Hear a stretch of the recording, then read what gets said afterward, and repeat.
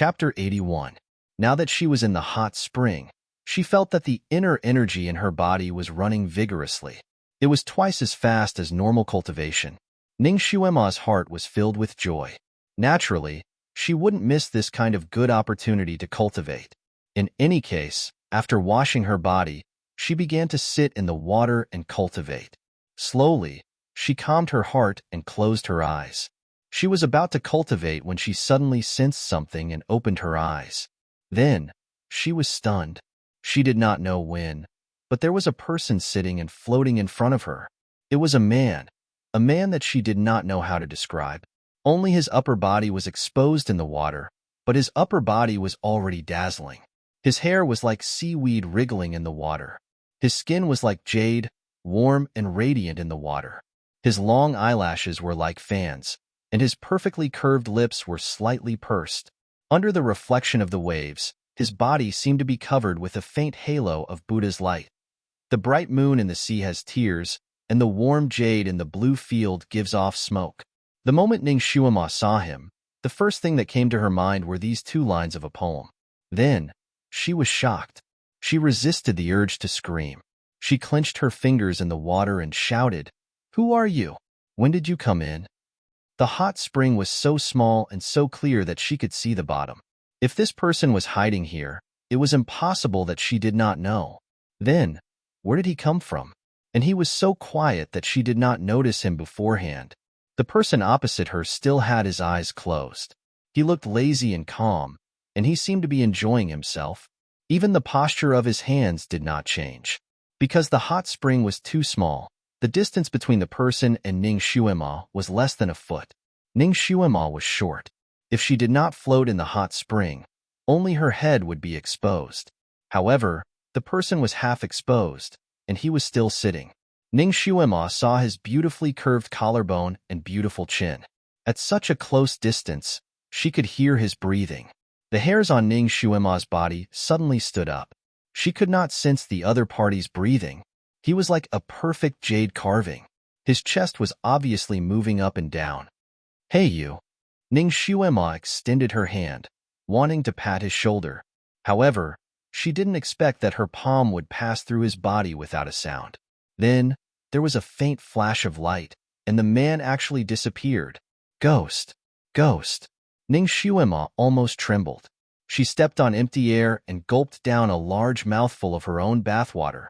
She quickly stood up and looked again. The surroundings were completely silent. There was no one else around. Did she really see a ghost? No, that person did not give her the feeling of a ghost, but a three-dimensional figure. Could it be a four-dimensional figure? How could there be such an advanced thing in this era? Even in the technologically advanced modern era, it wasn't as realistic as this. Naturally, she had a lot of scientific knowledge. She immediately looked at the corresponding projection area, but she couldn't see any similar equipment. She thought, G Yun Huang, G Yun Xian thought. Or maybe there was a magnetic field here, so the illusion of a person bathing here was unintentionally left behind. She heard that only Ji Yun Huang could come here. Who was this person? Was it Ji Yun Huang's slave? No, this person's aura was not ordinary. Even if Ji Yun Huang's aura was equally strong, it was obvious that he was not on the same level. Chapter 82. This kind of person would definitely not have sex. Was he Ji Yun Huang's lover? Didn't Ji Yun Huang not wear short sleeves? Ning Xuema thought of countless possibilities and rejected them one by one.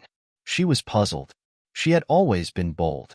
Although she was puzzled by the sudden appearance and disappearance of the man, she would not give up the idea of soaking in the hot spring. This kind of hot spring was not something that could be soaked all the time. She closed her eyes and was about to circulate her inner energy when the man's strange, sitting posture and hand gestures flashed in her mind. Could it be that it was the secret to cultivating psychokinesis? Ning Xuema simply imitated the man's posture, half floating and half sitting. She clenched one hand into a fist and the other hand into a fist with her middle finger pointing upwards. Suddenly, she felt that there was an aura that was different from her inner energy coming from her lower abdomen. It slowly joined the flow, and wherever it went, it felt warm. Her meridians felt as if they had been cleansed by warm water. It was very comfortable and comfortable. However, this aura was very weak and faintly discernible. She could not move it even if she wanted to. Her heart skipped a beat. Could this be the so-called psychokinesis? She closed her eyes and used her inner vision to examine her body. In a trance, she seemed to see a touch of soft, twig-like green slowly extending and flowing in her blood vessels. It was like the new green of a willow branch in spring, fresh and lively. The hot spring water around her seemed to have sensed the unusual aura in her body. A weak current flowed into her body and gathered towards the green branch. The green branch began to flow faster and faster. It moved forward inch by inch and spread inch by inch. That feeling was very strange. It was as if she suddenly saw a flower blooming in her body. It was novel and exciting. She felt as if she saw a small river full of vitality flowing. As it flowed forward, flowers bloomed on both sides of the river. Her mind was also running along with it. All of a sudden, a patch of darkness appeared in front of them. The river flowed straight into the boundless darkness and quickly disappeared without a trace. Ning Xuema's mind was shocked. Her body trembled, and she suddenly opened her eyes. She felt hot blood surging in her chest. She was impatient, and she almost spat out a mouthful of blood. Her body swayed, and she almost fell down. She hurriedly grabbed a stake to steady herself. "Ning Xuema, are you okay?" A voice rang out. Ning Xuema raised her head and saw Ji Yunhuang standing not far from the hot spring. Damn, when did he come in? She hurriedly squatted down and only showed her head. It's okay. You can go out first. I'll be done soon. Ji Yunhuang heaved a sigh of relief. He crossed his arms and said with a smile that was not a smile, "What are you afraid of? Are you afraid that this prince will take advantage of you? With your small body, there's no difference between your front and back. What's there to see? Even if you invite Ben Wang to look, Ben Wang doesn't want to look." Then he walked out. This girl had been soaking in the hot spring for a full quarter of an hour. He was afraid that something would happen to her, so he called her a few times outside the door. She didn't answer, so he recklessly rushed in to take a look. This hot spring was very special. Moreover, it wasn't natural. Instead, it was created by the ancestor when he was resting in the crown prince's residence 10 years ago. It was said that it was connected to the geothermal energy of 1,000 feet deep. It had the effect of strengthening one's physique. The hot spring water had a source of psychokinesis. If one cultivated psychokinesis in it, they would be able to achieve twice the result with half the effort. However, it was not easy for people to enter the hot spring. Even for Ji Yunhuang, when he first entered the hot spring, he only lasted for half an hour before coming out. Chapter 83. That was why he gave Ning Xuema a maximum of 15 minutes. He thought that she would be able to come out in less than 5 minutes, but he did not expect that not only did she stay inside for a full hour, she even seemed to have fallen asleep. When he went in just now, her eyes were closed and she looked like she was asleep. He remembered the first time he soaked in this place. Because he was not used to it, the psychokinesis in his body flowed too quickly and his face was as red as a tomato.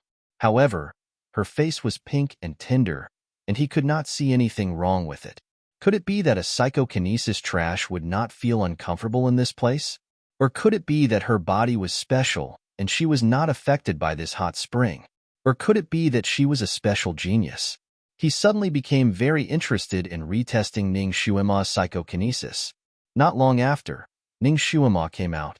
She had changed into a light yellow muslin dress. Her black hair was dripping wet and draped over her shoulders. Coupled with her bright eyes and bright red lips, she looked indescribably fresh and adorable. Ji Yunhuang suddenly had an impulse to hug her. But with this girl's temperament, she would definitely not let him hug her. He did not know why, but he felt a little disappointed. Ning Xuema asked casually, "Your Highness, who else has used this hot spring before?" Ji Yunhuang frowned slightly. "Why do you ask?" "Oh, nothing. Did your Highness find any illusions or anything like that in there?" "No." Ji Yunhuang answered with certainty. "Did you hallucinate while soaking in the hot spring? What did you see?" It was not a hallucination, right? That scene was too real. But Ji Yunhuang had never seen it before. Was she lucky, or was she hallucinating? Ji Yunhuang thought that she was tired from soaking in the hot spring and could not help but ask her to return to his palace to rest. He would naturally return after soaking in the hot spring. Ning Shuima couldn't help but want to laugh. Today, this crown prince was really long-winded. She reached out and patted his shoulder. Your Highness, you are not Shuima's husband, so you don't need to be so detailed. She smiled and left. Ji Yunhuang was stunned. Husband? What was husband? This girl had a lot of strange words in her mouth. He did not know where she learned them from. However, she actually found him nagging. Who didn't know that he, the crown prince, was a straightforward person? However, he seemed to be a little long-winded today. Was he possessed? Inside the imperial palace of Chongkong, country Lu Hin-ti sat in the imperial study, feeling a little restless. He had the most outstanding and perfect son, but he could not understand his son's temperament. He looked gentle and refined, but in reality, he was emotionless and had no desires. He would never be bound by any emotions. Lu Hin-ti felt that this was the most outstanding trait of an emperor, so he also hoped that his son could maintain this trait and become a wise emperor that would be passed down through the ages. However, he did not expect that such an outstanding son would be fascinated by a little girl and make many exceptions for her. What was worse was that the little girl was not only a good-for-nothing, but also a concubine who had broken off the engagement with Old Sixth. In the tea house, he openly confronted Old Sixth and even brought him back to the mansion, stirring up a storm in the city. His son was the most outstanding. He did not want to see any imperfections in his son. He did not want any stains on his son, so he used all kinds of methods to erase that stain. This morning, he finally received the news that he wanted. Only then did he let Ji Yunhuang go and sleep in peace. He did not expect that he would dream of Ning Shuima's father, Marquis Jingyuan, Ning Zhongze. Chapter 84. When Lu Hin-ti was a prince, he had fought on the battlefield, and Ning Zhongze was his right-hand man. Ning Zhongze had once carried him out of a pile of corpses regardless of his own safety, risked his life many times to save him, and even sacrificed his first child for him. When Lu Hin-ti was a prince, the conflict between the brothers was fierce, and there were countless open and covert struggles. Ning Zhongze played a decisive role in his battle for the throne. For him to win the world, Ning Zhongze racked his brains. It could be said that without Ning Zhongze, there would be no Lu Hin-ti today. It was also because of this that Lu Hin-ti betrothed Ning Shuima to one of his sons even though he knew she was a waste. It was a kind of comfort. Lu Hin-ti and Ning Zhongze were no longer simple monarchs and ministers, but friends who had gone through life and death together. This time, he had no choice but to hurt his daughter so miserably. Lu Hin-ti actually felt a little guilty, but for the sake of his son's perfect reputation, he had no choice but to do so. In this dream, Ning Zhongze seemed to have just come back from the battlefield, with a bloody smell, standing in a cloud, looking at him without speaking, but there was a faint condemnation and disappointment in his eyes. Lu Hin-ti felt a little guilty in his dream, but he didn't know what to say. Just as he was about to ask him a few questions, he didn't expect Madame Ning to rush out from behind Ning Zhongze with disheveled hair. Fatuous ruler, why do you treat my daughter like this? Isn't it enough that you killed my son? Where is your conscience when you treat her like this? Return my daughter's innocence. Give her justice. Madame Ning's voice was as shrill as a ghost, and Lu Hin-ti was frightened and woke up. When he woke up, he was covered in cold sweat, and then he felt uneasy until now. The eunuch outside reported that the sixth prince had asked to see him. Lu Hin-ti ordered him to come in. Ji Yunhao first paid his respects to Lu Hin-ti, and then made an unexpected request to Lu Hin-ti. He wanted to take Hu Daichang, who was already dead, as his first wife, and Ning Shuima, who was also dead, as his second wife. Lu Hin-ti looked at him like he was looking at a lunatic. Hu Daichang is one thing, but why do you want to take Ning Shuima as your concubine? Didn't you always hate her and think of ways to break off this engagement? If it weren't for this brat publicly humiliating Ning Shuima in the square and forcing her to break off the engagement, how could all these things have happened? This brat was the real culprit. Ji Yunhao had already thought of an excuse. Imperial father, although this son somewhat dislikes her, she's still Marquis Ning's daughter. She's a loyal descendant. If we let her die silently like this, the imperial family won't do anything. I'm afraid that the common people will talk about it, and the other loyal officials will be bitterly disappointed. Why don't you let me take her in and give her a status? It will also show the grace of our imperial family. So you're saying that you're doing this for the sake of the royal family's reputation? This son is ashamed, but being able to share some of imperial father's worries is also good. Lahinti suddenly sneered. If you really wanted to share my worries, then you wouldn't have set up such a vicious scheme to frame the Ning family's little girl. As an emperor, he had been rolling around in conspiracies and intrigues all year round. How could he not see through the schemes of the younger generation? When he said that Ning Xuema was having an affair, it was obvious that he had wronged her. Ji Yunhao lowered his head. That matter really wasn't this son's doing.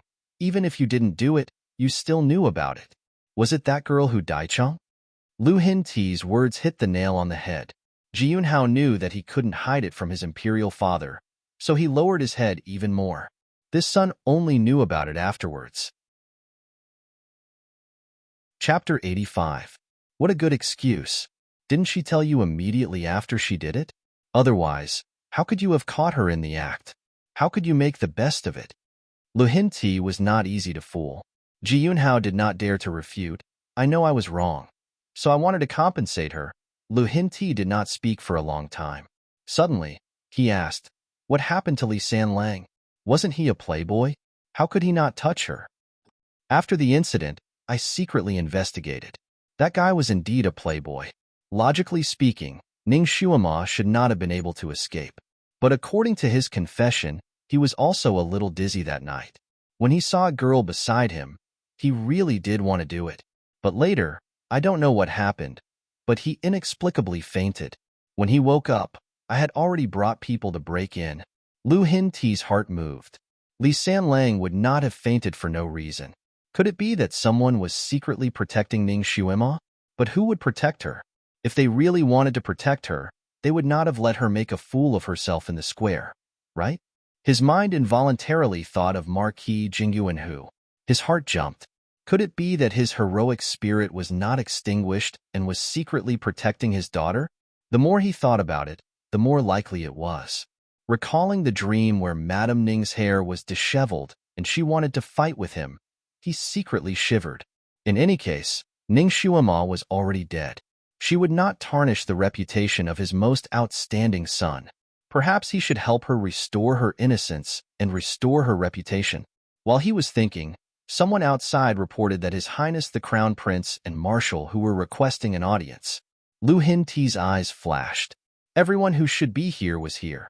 Ji Yunhuang and Marshal who came in together. Ji Yunhuang was accompanied by a boy.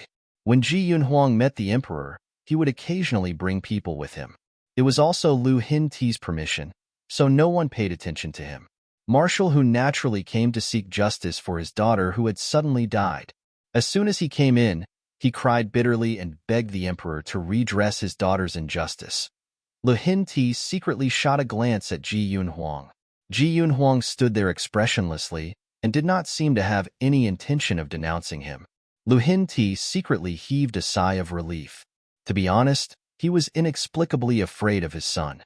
He took out Ning Xuema's confession and suicide note from the desk and handed them to General Hu. General Hu took a quick glance and then prostrated himself on the ground in grief and indignation. He begged Lu Hinti to severely punish the murderer and avenge his daughter. Lu Hinti waited for him to finish his speech before saying calmly, Ning Xuema is indeed guilty of harming Miss Ning Xuema, but your daughter also framed Ning Xuema first. An eye for an eye, an eye for an eye. Now that Ning Xuema has committed suicide as an apology, let's forget about this matter. General Hu was not convinced. Your Majesty, my daughter is gentle and virtuous. When has she ever harmed Ning Xuema? Lu Hinti threw him a few confessions. Dear Marshal Hu, take a look at them yourself. He then added, because the venerable emperor was also involved in this matter, I also investigated thoroughly. The confessions were written by the guards that Hu Daichang had secretly sent to drug Ning Xuema. They wrote down clearly what Hu Daichang had ordered them to do and how she had paid them. After all, Hu Daichang was a young girl who had not experienced many things. It was inevitable that she would be negligent in doing such immoral things. It did not matter if no one investigated, but if someone really investigated, there was nothing that couldn't be found. Moreover, the minister of the Supreme Court was a famous expert in handling cases. If he led people to investigate, they would naturally find the truth. General who still wanted to exonerate his daughter. Chapter 86. General who still wanted to exonerate his daughter, but Lu Hinti added, "If minister who doesn't believe me, those criminals are still being held in the Supreme Court. Minister Lan of the Supreme Court has several pieces of evidence, enough to prove that your daughter is the mastermind behind this case." General Hu choked and was speechless. No one doubted the ability of the Supreme Court's Minister Lan Yufeng. He was comparable to the famous Bao Qingtian. No difficult case could not be solved in his hands. Moreover, he was impartial and selfless, not giving face to anyone. He only asked about the case and did not look at the person. In his hands, there had never been a case of injustice. Since it was his investigation, General Hu really had nothing to say. What's more, he knew his daughter's true temperament. Because she was poor when she was young, she hated Ning Xuema the most. She hated Ning Xuema to the point of wanting to kill her. It was entirely possible that she would plot against her in secret. He could only say, "Your Majesty, my daughter did indeed make a mistake, but that was because she was impulsive. She did not harm Ning Xuema's life, but instead died in her hands. Thinking about it, my daughter suffered a loss. Forget it. Ning Xuema is after all the daughter of Marquis Jingyuan, and Marquis Jingyuan has promoted this humble subject. For the sake of Marquis Jingyuan, this humble subject will not pursue Ning Xuema." At this time, he could only show his magnanimity.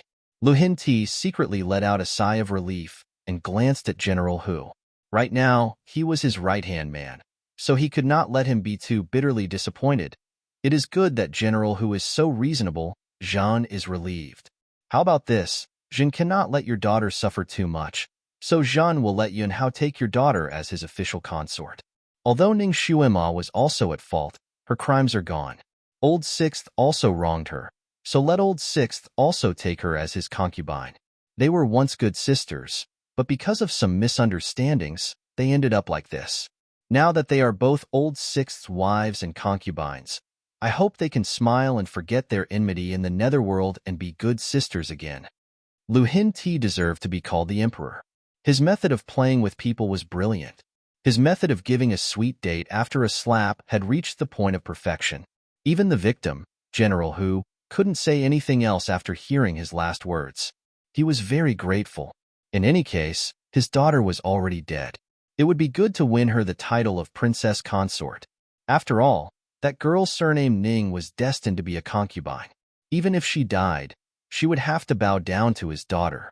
Ji Yunhao didn't have any objections. Ning Xuema's figure flashed through his mind. That little girl was his in the end. Even if she died, she would be his concubine and wouldn't belong to anyone else. This kind of ending was actually quite good. He bowed and was about to agree when Ji Yun Huang, who had been watching from the side, suddenly said, "Wait, Imperial Father, there's something fishy about this matter. We can't just let it go like this." Lu Hinti and Ji Yunhao stared blankly at him. Lu Hinti frowned slightly. "Huang this matter is already so clear. What other fishy things are there?" Ji Yunhuang shook the testimonial and suicide note in his hand and said indifferently, "Hu Daichang did indeed frame Ning Xuema, but her death has nothing to do with Ning Xuema." As soon as these words came out, everyone's expression changed. Lu Hinti said, "Huang Imperial Father knows that you have always been fair and selfless. You don't want a little girl to be wronged, so you protect her. However, her testimonial and suicide note is clearly written here. If you continue to say this, it's a little." Chapter 87. This suicide note and confession aren't hers. Ji Yunhuang interrupted Lu Hinti. "At first glance, this handwriting looks very similar, but it can't escape my eyes. These things are clearly written by someone who imitated her handwriting. If Imperial Father doesn't believe me, you can summon Lord Lan and let him verify the authenticity of these things." Lu Hinti was speechless. He didn't expect that the suicide note and confession would be forged. At this time, he naturally couldn't refute his son. He could only send someone to summon Lan Yufeng from the Supreme Court. Not long after, Lan Yufeng quickly walked into the imperial study. After greeting everyone present, Lu Hinti directly handed over Ning Xuema's confession and suicide note to him for verification. Ji Yunhuang was obviously prepared. He also handed over the purchase list that Ning Xuema usually wrote. Lan Yufeng looked at it for a moment and said with certainty that the confession and suicide note were fake. Lu Hinti's expression was very ugly. He didn't expect that the Ministry of Justice would dare to give him a fake confession. He immediately sent someone to summon the Minister of Justice. When the Minister of Justice, Lord Lu, arrived and heard Lu Hinti's interrogation, he also cried out that he was wrongly accused. He said that the confession was personally presented by someone from the prison. The crime of deceiving the monarch was no small matter. Thus, the imperial guards were ordered to capture the 4 prison guards from the Ministry of Justice's prison. The 4 prison guards had already prepared a confession that day. They said that the suicide note and confession were personally interrogated by Tu Yidao, and that they were only responsible for handing it over. Tu Yidao had already drowned. As for Ning Xuema, the 4 prison guards insisted that they had already burned her corpse under Tu Yidao's orders. Since these confessions were fake, then Hu Diechang's murderer might not be Ning Xuema. Lu Hinti could only reprimand the Minister of Justice, Lord Lu, and then transfer the case to the Supreme Court Chancellor, giving him a deadline to solve the case. Lu Hinti was also tired. Just as he was about to order everyone to kneel down, Ji Yunhuang stepped forward and said, "Imperial Father, there's no need for Minister Lan to set a time limit to solve this case. This son has already secretly investigated this matter. I can get to the bottom of this matter right now." Ji Yunhao's expression changed slightly. Lu Hinti's heart stirred. He looked at Ji Yunhuang and asked, "What do you want to do?" Ji Yunhuang said, "Imperial Father, please move to Wu Min. There are a bunch of evidence and witnesses regarding Miss Hu's death there.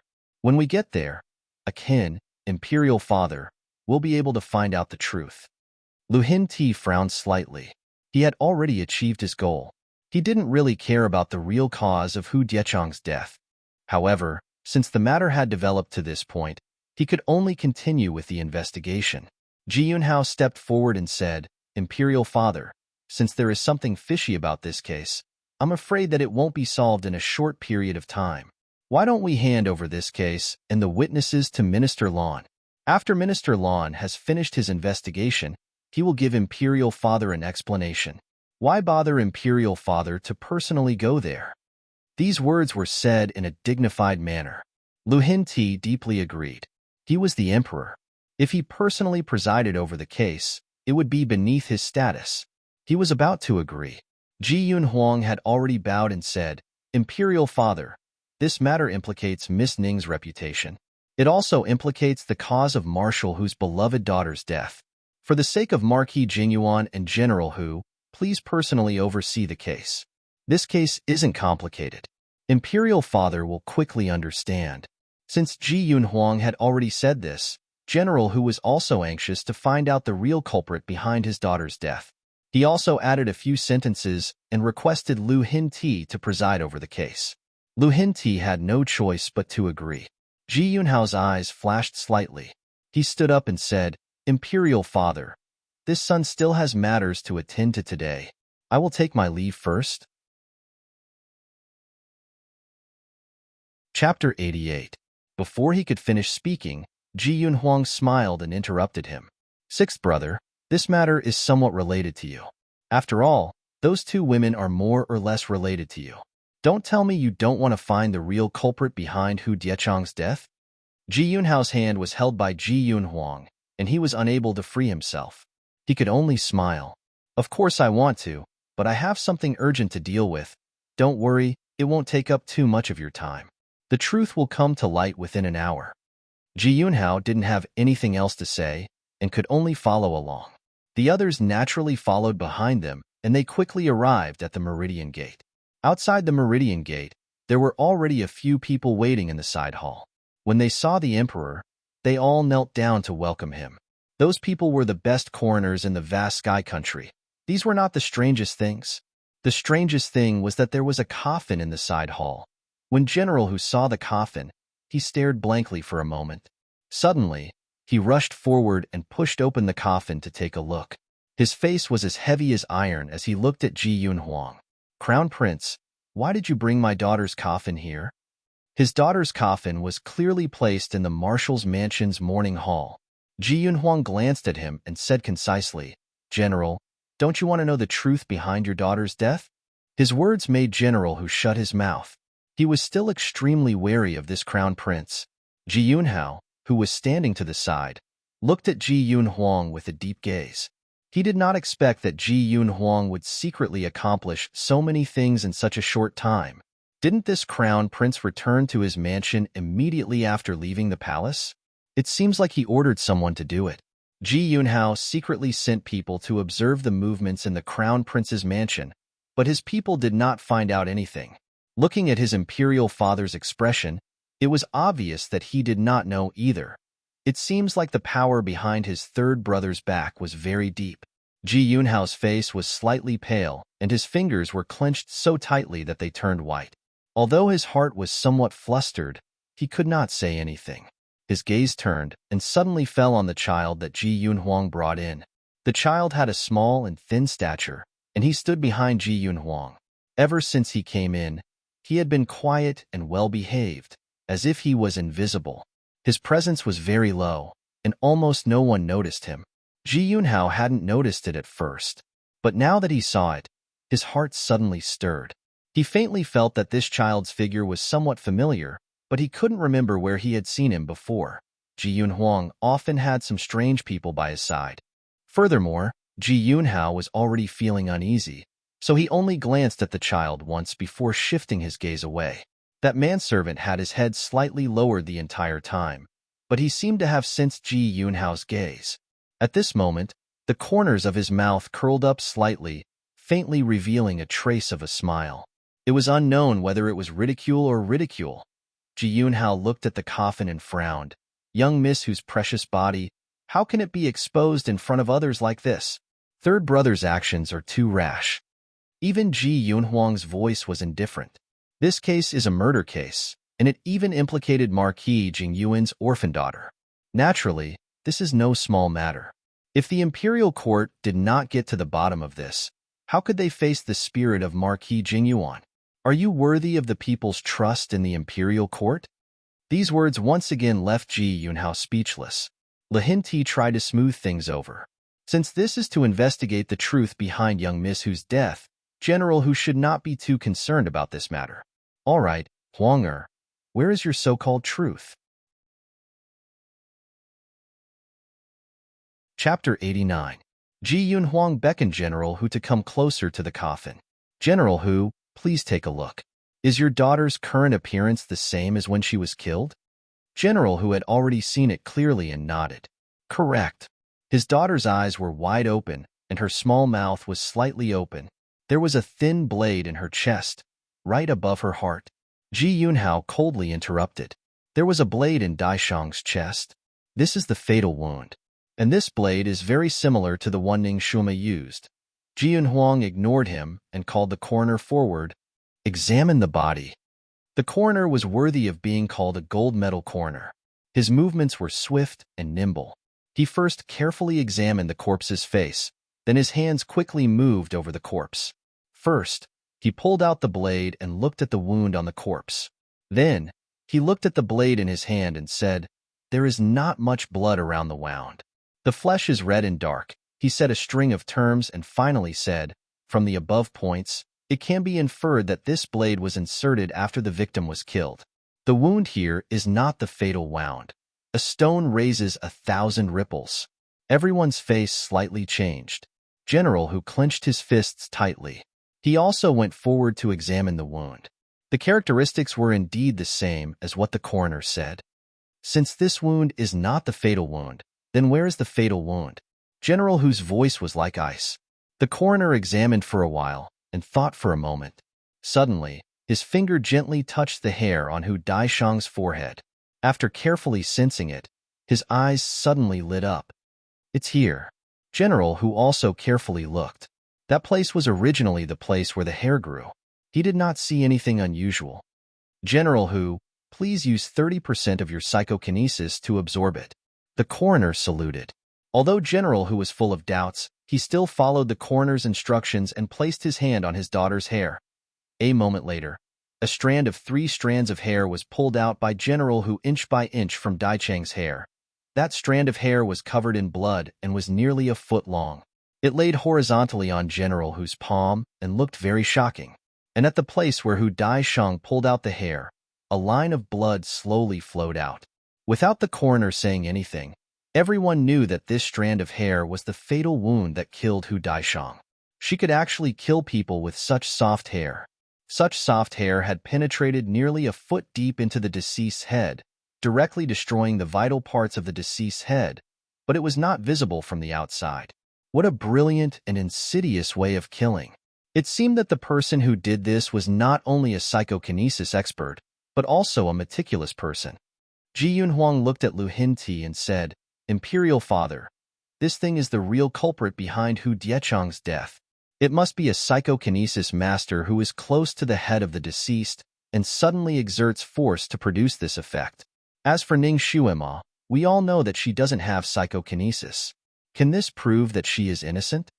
Lu Hinti didn't say anything, but Ji Yunhao snorted again. This only proves that she didn't act directly. What if she secretly sent an expert? After all, Daichang hasn't offended anyone yet. And Ning Xuema just received 2,000 taels of gold from this prince, so she can hire someone to kill. After this explanation, everyone couldn't help but nod, feeling that it made sense. Ji Yunhuang chuckled. What sixth brother said is not impossible. But sixth brother seems to have forgotten something. To be able to use this method to kill, there must be 2 conditions. Chapter 90. First, to get close to Hu Daichang when she least expected it. Second, the person who did it must have a psychokinesis of at least human realm rank 7. In vast Sky Empire, there are only a handful of people with such high psychokinesis, and they are all talented people with high positions. Would such a person kill someone for 1 or 2,000 taels of gold? Taking a step back, even if there is such a person who only covets money and doesn't want to be an official, Ning Xuema had already spent 1,500 taels of gold before she met Hu Daichang. She only has 500 taels left. Even if she took it all out, who would risk being chased by the entire vast Sky Empire to assassinate a marshal's daughter for 500 taels of gold? Everyone was stumped by this question. Lan Yufeng, the official from the Supreme Court, also said in a low voice, "According to what I know, if any telekinesis experts above the 7th level of the vast Sky Empire work as assassins, they are all in the most famous assassin organization, the Blood Oath Alliance. The lowest reward for their missions is 2,800 taels of gold per mission. If they assassinate a marshal's daughter, the reward should be higher." Lan Yufeng was very clear about the affairs of the various sects in vast Sky Empire, so no one would doubt his words. Lu Hinti nodded. It seems that Ning Xuema hired someone to kill her daughter is not valid. Then who is the real murderer? Huang didn't you say that you've almost finished investigating? Ji Yunhuang bowed and said, "Imperial Father, before that, please allow the boy beside me to do an experiment for everyone." Everyone's gaze landed on the boy who had been following Ji Yunhuang all this time. The boy looked to be around 11 or 12 years old. His body was small and thin, and his face seemed to be wearing a mask. He was stiff and expressionless. He had been quietly standing by Ji Yunhuang's side the whole time, but now he slowly walked out. Lu Hinti glanced at him, but didn't find it strange. Ji Yunhuang often had all kinds of strange people around him, and there was no lack of boys among them. As long as it wasn't harmful to the imperial family, Lu Hinti would turn a blind eye to it. At this moment, his gaze fell on the boy. "What kind of experiment do you want to do for everyone?"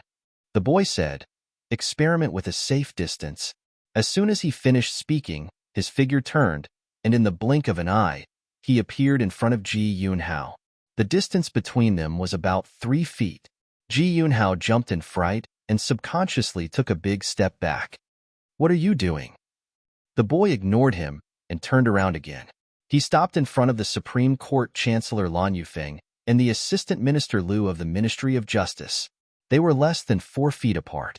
Those people also subconsciously retreated, putting some distance between them and him. Only then did the boy stop. "Your Majesty, as you can see, I am a stranger to these people.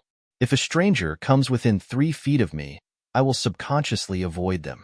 Only when I am 4 feet away will I feel more at ease." This statement was novel to these people, but it was also very effective. His experiment was right in front of them. Everyone thought about how they usually acted when they interacted with other people and nodded. The boy continued, "Miss Who was killed by someone in front of her. Moreover, to use this kind of martial arts, he had to first press his hand near her forehead and then make a move when she least expected it. The distance between them was less than an arm's length. Who could be so close to Miss Who and catch her off guard?" Everyone thought about this distance and then thought about the distance between themselves and the people around them.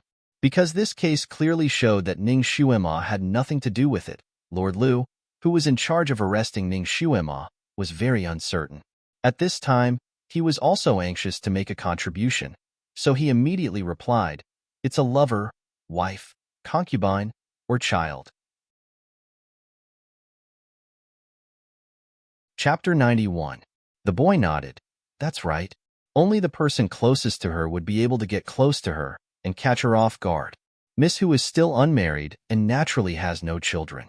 Thus, the only possibility is that she is a lover." This kind of inference obviously had a hidden meaning. Almost everyone's eyes were focused on the 6th prince, Ji Yunhao. He was Hu Diechang's lover and had a psychokinesis above level 7. Who else could it be other than Ji Yunhao? General Hu's eyes were almost spitting fire as he stared at Ji Yunhao. "6th prince, how do you explain this?" Ji Yunhao's face was slightly pale, but he couldn't help but sneer. "He's talking nonsense. Hu Diechang's psychokinesis is average. Anyone with a high psychokinesis can get close to her. If such an expert instantly got close to her and took the opportunity to attack, she wouldn't be able to escape." The boy smiled. The 6th prince's explanation is reasonable, but the 6th prince seems to have forgotten one thing. Come, everyone can take a look at Miss Who's expression before she died." He pulled Lan Yufeng closer to the coffin. Lord Lan often deals with cases and has seen many expressions of the victims before they died. "Lord Lan, please take a look at Miss Who's expression." Lan Yufeng looked at it for a moment and commented, "It's an expression of shock and disbelief." In Lord Lan's opinion, if the victim saw a stranger attacking her, would she be shocked and disbelieving or fearful? "Fearful," Lan Yufeng replied. He pondered for a moment. Miss Who's expression before she died proves that the person who killed her was someone she was familiar with. Moreover, she would never have thought that the other party would attack her. The boy clapped his hands. "That's it. Then I don't need to point out who the murderer is, right? Which one of the people present wasn't a clever person? They naturally understood after thinking about it. Their gazes towards Ji Yunhao were full of suspicion and condemnation. General Hu clenched his fists again and again. Suddenly, he knelt on the ground and kowtowed to Lu Hinti. "Your Majesty, my daughter died unjustly. Your Majesty, please uphold justice for my daughter." Lu Hinti's face also sank. "Old 6, what's going on?" Ji Yunhao clenched his fists in his sleeves. "I'm innocent. Father, even if I meet all the conditions, what's the reason for me to kill her? She and I are in love with each other. I can't wait to pamper her, so how can I bear to kill her? There is something fishy about this matter. Father, please investigate this matter." Lu Hinti nodded slightly. He also felt that what Ji Yunhao said was reasonable. His gaze couldn't help but fall on the boy. Fairy Child's deduction is naturally irrefutable, but Old 6th really has no reason to kill Hu Diechang. He came here today to ask you to make Hu Diechang his official consort. He has deep feelings for her, so why would he kill her? This matter cannot be justified. Luxian Emperor was already very polite to the boy. On this continent, no one dared to look down on the boy. This was especially true for the clever, and mysterious children who had special abilities. Many of these children were disciples of the venerable sovereign, so their status was noble, and they were treated even better than the first-rank ministers of various countries. Occasionally, a boy would appear by Ji Yunhuang's side, and these boys were all from the Sun Moon sect. When Ning Xuema cried out for justice in the public square, She had alarmed the venerable sovereign, and the venerable sovereign had sent a boy to uphold justice. Could it be that the venerable sovereign still hadn't forgotten about that little girl and specially sent a boy to investigate this case? Lu Hinti's heart suddenly became nervous. Chapter 92. Lu Hinti's heart suddenly became nervous. With this boy here, even if he wanted to be biased, he wouldn't dare. Lu Hinti looked at the boy with a complicated gaze. The boy didn't seem to notice as he faintly smiled. His face was covered by a mask, so even when he smiled, his face was expressionless. However, everyone felt that his smile was actually quite good-looking and very likable. Ji Yunhao's heart felt as if it was hooked by a hook. He suddenly felt that this smile was very familiar. Just as he was about to think about it, the boy's next words struck him like a bolt of lightning. "Your Highness the Crown Prince, you can ask the midwives to come on stage." A midwife was a woman who specialized in helping women deliver babies and take care of miscarriages. These people had rich experience in childbirth. A high-level midwife could accurately determine a woman's pregnancy by observing the size and shape of the pregnant woman's belly. Ji Yunhuang was clearly well prepared. After obtaining Lu Hinti's approval, he sent someone to find the midwives who had been waiting outside the palace. The two women who came in were the most famous midwives in Chongkong country. One of them had even helped a concubine in the palace give birth before. Under Ji Yunhuang's instructions, the two midwives went forward to carefully examine Hu Daichang. After the time it took for a stick of incense to burn, the two midwives replied with certainty, "Miss Hu is already around 50 days pregnant." The other midwife was even more specific, around 49 days. When the two midwives said the date, everyone's expression changed. General Hu was stunned for a moment before he suddenly roared, "Nonsense! How can it be around 50 days?" The boy smiled faintly. If Miss Hu's child is the sixth prince's, then it can't be around 50 days pregnant. Because the sixth prince had some matters to attend to 2 months ago and only returned a month ago. In other words, if the child was Ji Yunhao's, then the child was either 2 months pregnant or less than a month old. There was only one possibility for this to happen. This Miss Hu had an affair during this period of time and made Ji Yunhao wear a green hat. That boy's gaze coldly fell on Ji Yunhao's face. Sixth prince. That day at the tea house, Ning Shuema inadvertently revealed Miss Hu's pregnancy date. It should have aroused your suspicions, right? That's why I secretly sent people to investigate. Your guards aren't useless. They're very useful at crucial moments. Not only did they find out that Hu Daichang had an affair, they even found out who her adulterer was. You flew into a rage out of humiliation. On one hand, you secretly sent people to kill that adulterer. On the other hand, you want to find Hu Daichang to settle the score. While you were testing her with words, you wanted to kill her. That was why you killed her and tried to frame Ning Shuema. Ji Yunhao inwardly clenched his teeth and said, "This is only a mortal child's conjecture. Without any evidence, it's hard to believe." The boy's lips curled up slightly. It seems that the sixth prince won't shed tears until he sees the coffin. He won't give up until he reaches the Yellow River. All right, then I'll convince the sixth prince. He glanced at Ji Yunhuang and said, "Your Highness, you can let the other witnesses enter the court now." There are other witnesses? Ji Yunhao's expression became even more unsightly. However, with the immortal child present, no one could stop the situation from developing. Very quickly, 3 people were escorted into the side chamber. 2 men and 1 woman. When Ji Yunhao saw these 3 people appear, his body trembled and his face turned pale. He knew that the situation was hopeless. Chapter 93. Those 3 people were Hu Daishang's personal maid, a guard from the Hu Manor, and a secret guard from the Sixth King's Manor. After a few simple interrogations, everything began to come to light, and the truth came to light. Actually, the truth was not complicated.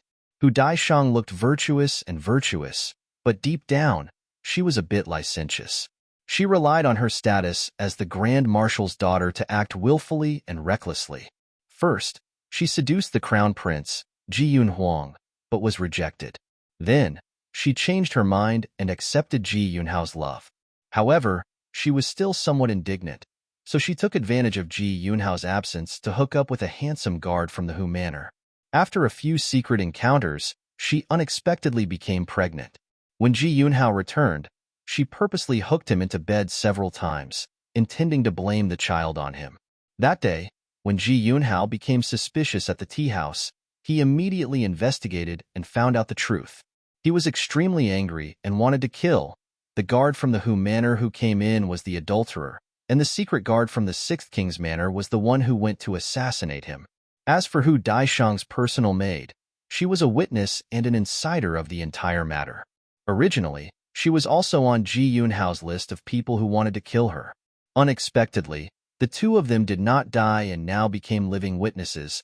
Out of consideration for their own safety, the adulterer and the maidservant told him everything that had happened. As for the secret guard from the Sixth King's Manor, he did not dare to lie due to the majesty of the imperial family. In front of irrefutable evidence, Ji Yunhao could no longer deny it. He knelt down in front of Lu Hinti and admitted his guilt.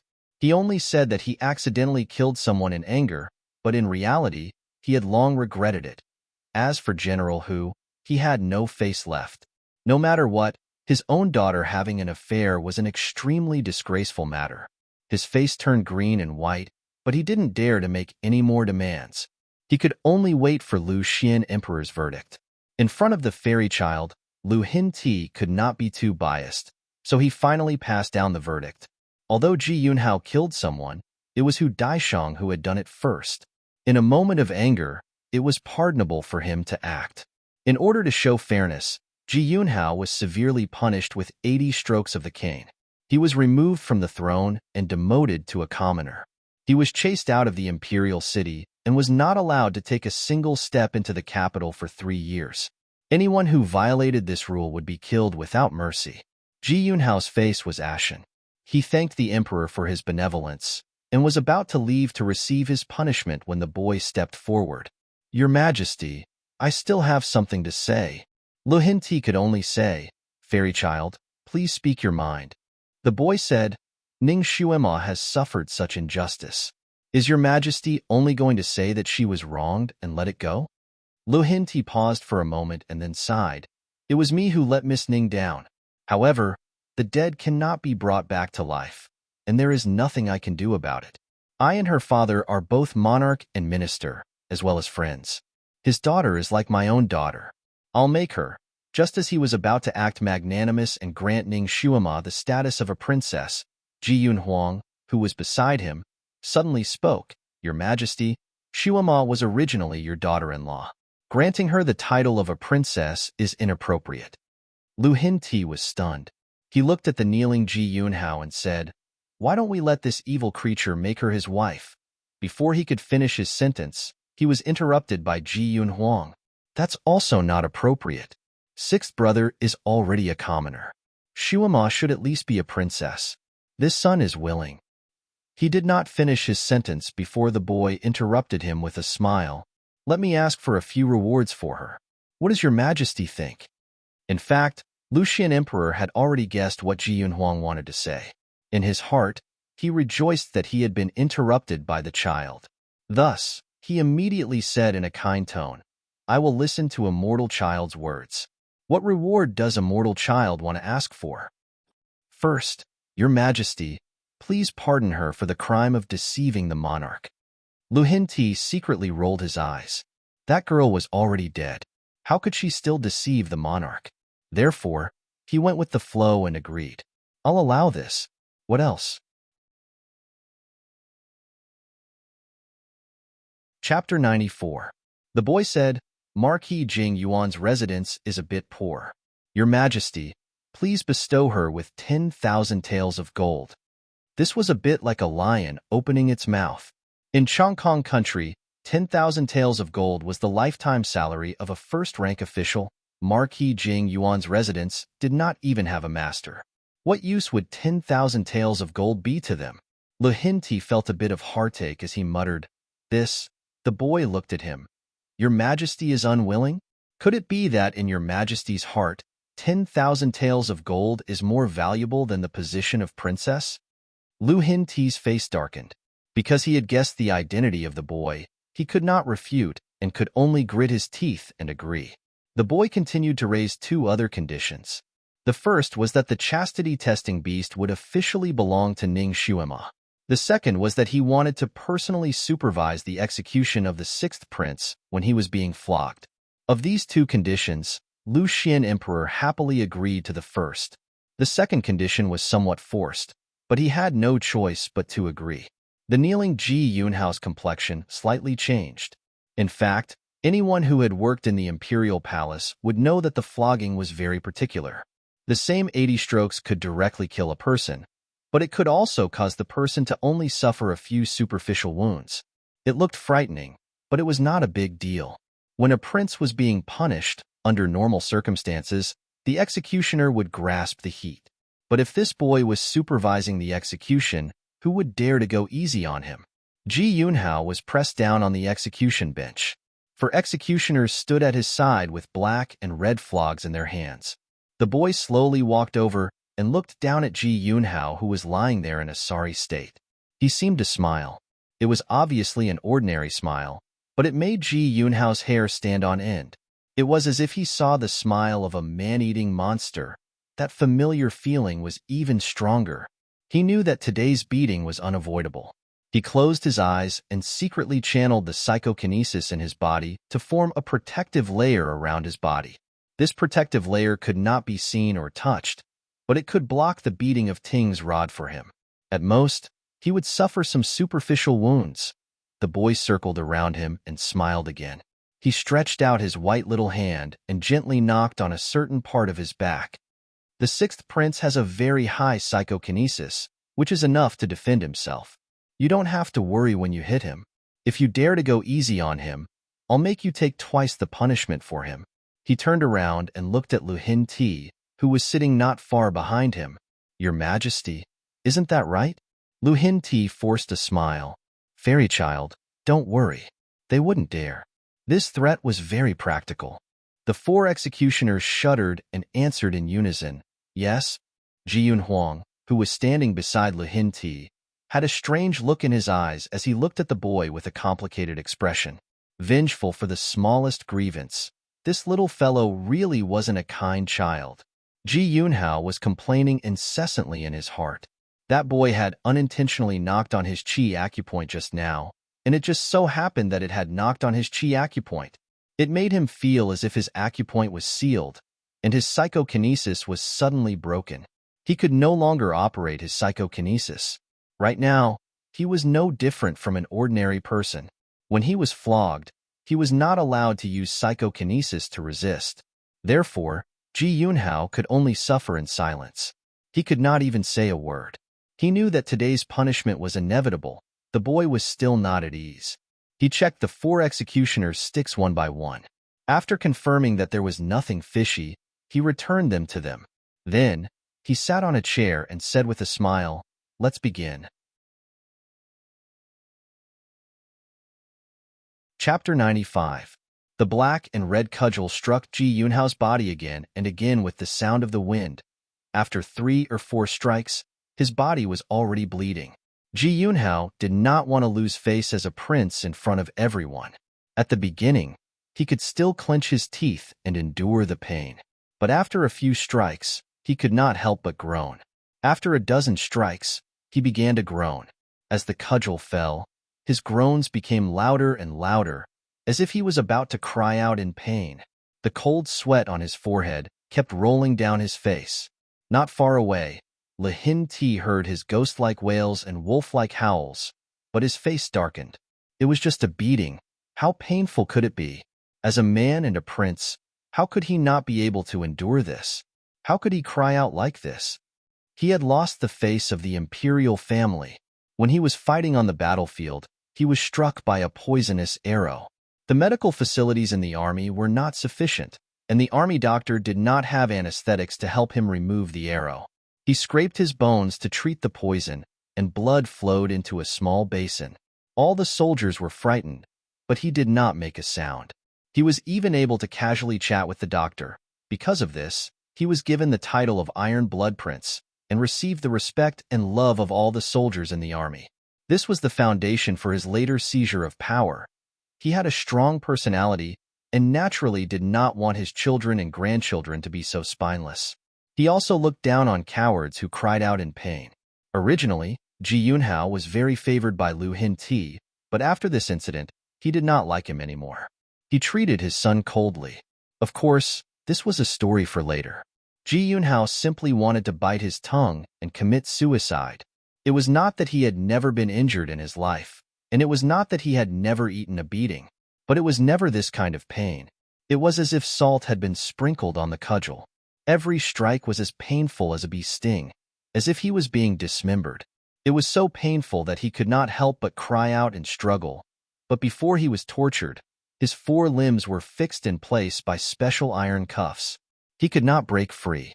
His body twisted with all his might, with tears and snot running down his face, like a caterpillar struggling on its deathbed. When the surrounding people saw how miserable his cries were, they all knelt down and begged Lu Hin-ti for mercy. Even Ji Yunhuang pleaded with Lu Hin-ti. Imperial father, 6th brother, also knows his mistake. He has been spoiled since he was young. Why don't we reduce his punishment? Lu Hin-ti's face was as gloomy as water. He also felt that his son was too spoiled and needed to be hardened. Keep fighting. Not 1 strike less. Whoever begs for mercy again, I'll beat him up too. His words silenced everyone. Lu Hin-ti was still angry and ordered, shut his mouth. Don't let him cry like a ghost again. As a result, Ji Yunhao's mouth was also stuffed with a special gag, and he couldn't make another sound. Because the pain was too intense. Although Ji Yunhao was in so much pain that he hovered between life and death, he was unable to faint even if he wanted to. When he whipped others, he was afraid that they would not feel enough pain. Now that he was the one being beaten, he wished that there would be no more pain in this world. He stared fixedly at the boy. He really did not understand how he had offended him to make him use such a method. Suddenly, Ning Xuema's figure flashed through his mind. His heart suddenly moved. This boy's figure was 80% similar to Ning Xuema's. He stared at the boy's small face. He knew that the boy was wearing a mask. He only stared fixedly at the boy's eyes. This boy had a pair of extremely bright eyes. They were as clear as water and as limpid as a lake. Chapter 96. This boy had a pair of extremely bright eyes, as clear as water, as limpid as a lake. At this moment, this pair of eyes was also looking at him, flickering with light, as if they were smiling. Ji Yunhao's body suddenly stiffened. This pair of eyes, unexpectedly, also looked like the eyes of the girl in his impression. Could it be that this boy was actually Ning Xuema in disguise? But wasn't she already dead? It was impossible for her to appear here again. The boy's line of sight met his in the air, staring at each other for a moment. The boy's eyes slightly narrowed, curved like the crescent moon, as dark as the night. Ji Yunhao's eyes suddenly widened. This expression, he had seen it before in the tea house. At that time when he whipped Ning Xuema, and Ning Xuema was rescued by the Crown Prince Ji Yunhuang. She also had this expression. This expression. This boy is Ning Xuema. He wanted to shout out, but when he opened his mouth, he found that there was something stuck in his mouth, and he could not make a sound. The boy tilted his head to look at his face. The happy expression in his eyes deepened. Demon. She's simply a little demon. The enmity between the two of them is set. Ji Yunhao's teeth itched with hatred, but he could not expose her identity. Ning Xuema happily looked at him. This bastard whipped her 3 times, making her feel so much pain that she wished she was dead. He even put the blame on her, almost taking her little life. If she did not take revenge, how could she face herself? Just now when she was inspecting the stick, she took the opportunity to add a little something to it. She had collected them from a jujube tree. On the tree, there was a type of small insect that stung people. This insect had a type of poison on its body. Once it came into contact with the poison, it wouldn't take the person's life, but it would cause extreme pain, making the person wish that they had never been born in this world. She felt that the pain should be comparable to the effect of the soul-breaking whip, enough for her to take revenge. She looked at Ji Yunhao's pale face from the pain, her heart incomparably carefree. She had never been a good person. She did not understand what it meant to repay evil with good. She was particular about repaying kindness and enmity. If you respect me a foot, I'll return you 10 feet. If you bully me a foot, I'll bully you 10 feet. As long as someone bullied her, she would think of a way to make the other party pay back 10 times, 100 times. 80 strikes, not one less. Ji Yunhao had managed to survive. When he was helped down from the torture stool, he was already badly mutilated. There was not a single piece of flesh on his back that was intact. He could not even stand. When the servant removed the gag from his mouth, he immediately cried out, "She's Ning Shuima, Imperial Father. She is Ning Shuima." He desperately raised a bloody hand and pointed at the boy. It was earth-shattering. Other than Ji Yunhuang, everyone present looked at the boy. Lu Hinti also slightly narrowed his eyes. He looked at the boy and then at Ji Yunhao. "What nonsense are you talking about? Isn't Ning Shuima dead?" "It's her. Imperial Father. It was her." Sun recognizes her eyes. Ji Yunhao's tone was excited and certain. Lu Hinti could not help but look at Ji Yunhuang. "Huang isn't this celestial child under the ancestor?" Before Ji Yunhuang could say anything, the boy had already raised his hand and removed the mask on his face. He smiled and bowed to Lu Hinti. "Shuima thanks your majesty for clearing Shuima's injustice and giving Shuima justice." Lu Hinti was speechless. Ji Yunhuang also took the opportunity to apologize. "Imperial Father, please forgive me." Sun had no other choice. Shuima insisted on proving her innocence, so Sun brought her into the palace in disguise. Chapter 97. Lu Hinti stared blankly for a moment. His mood was obviously not good. What exactly happened? She didn't die and escaped from prison? There was obviously a trap waiting for Ning Shuima to jump into. If she admitted that she escaped from prison, it would be another crime.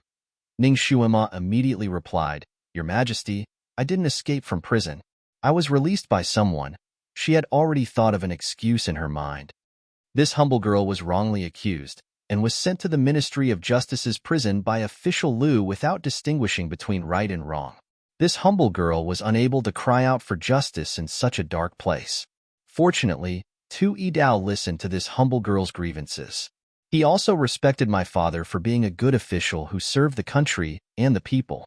Thus, he boldly decided to let this humble girl out. This humble girl could actually take advantage of the night to escape, but this humble girl is still Marquis Ning's daughter. If this humble girl were to run away like this, it would smear my father's name and ruin his illustrious reputation. Shuima also thought that His Majesty should be kept in the dark about this matter. Once he knew the truth, he would definitely clear Shuima's name. Therefore, Shuima went to beg Crown Prince and asked him to bring Shuima into the palace to plead her grievances. Crown Prince was kind and righteous, so he immediately started to investigate this matter. Relying on his outstanding ability, he found clues to this case. Because he was afraid that Shuima's appearance would alarm His Majesty, he let Shuima follow him in disguise. Her words were 70% true and 30% false. There were no loopholes. Even Lu Hinti couldn't find any fault with her words. Lu Hinti paused for a moment and coldly said, "From what I know, that Tu Yidao wasn't so chivalrous." Ji Yunhuang stepped forward. "Imperial Father, I've also investigated this matter. Tu Yidao didn't release Miss Ning completely because of his chivalrous heart. Instead, it was because Miss Ning used her superb medical skills to treat his legs. That was why he took the risk to release her. The 4 prison guards under him and the guards guarding the prison can all testify." He explained everything in great detail, including how Tu Yidao drowned because he was too happy and drunk. Finally, he added, "Imperial Father, although Tu Yidao's actions were wrong, by a freak combination of factors, he managed to save Miss Ning's life. He prevented her from dying a wrongful death and gave the imperial family a chance to remedy the situation. It should be Marquis Ning's spirit in heaven protecting Miss Yuning." The last sentence reminded Lu Hinti of the nightmare he had this morning. He coughed once, not wanting to let the matter drop. Ning Shuima being released is one thing, but why did she disguise herself as the ancestor's fairy child?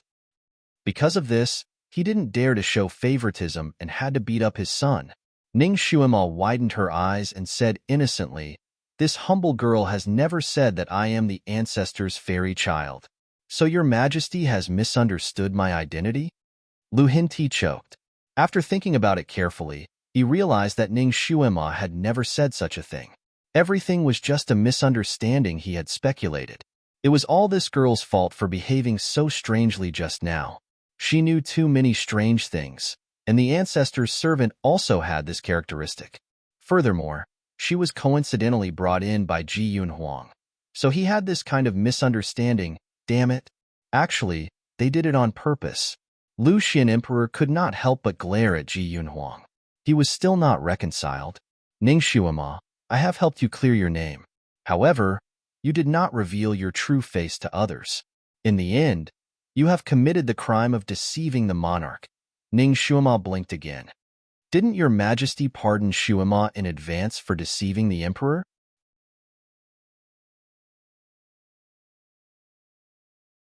Chapter 98. So she had been waiting for him all along. This little girl was really careful at every step. Her actions were watertight, and even he had unknowingly fallen into her trap. This time, Lu Hinti was truly at a loss for words. He couldn't help but size up Ning Xuema. The little girl was kneeling there, her head slightly tilted as she looked at him. Her eyes were clear, and she looked innocent. Her attitude was neither servile nor overbearing. Lu Hinti's intuition told him that this little girl wasn't simple. Marquis Jingyuan was hot-blooded and loyal, and he did things openly and above board. Even his wife was only a gentle and virtuous daughter of a humble family.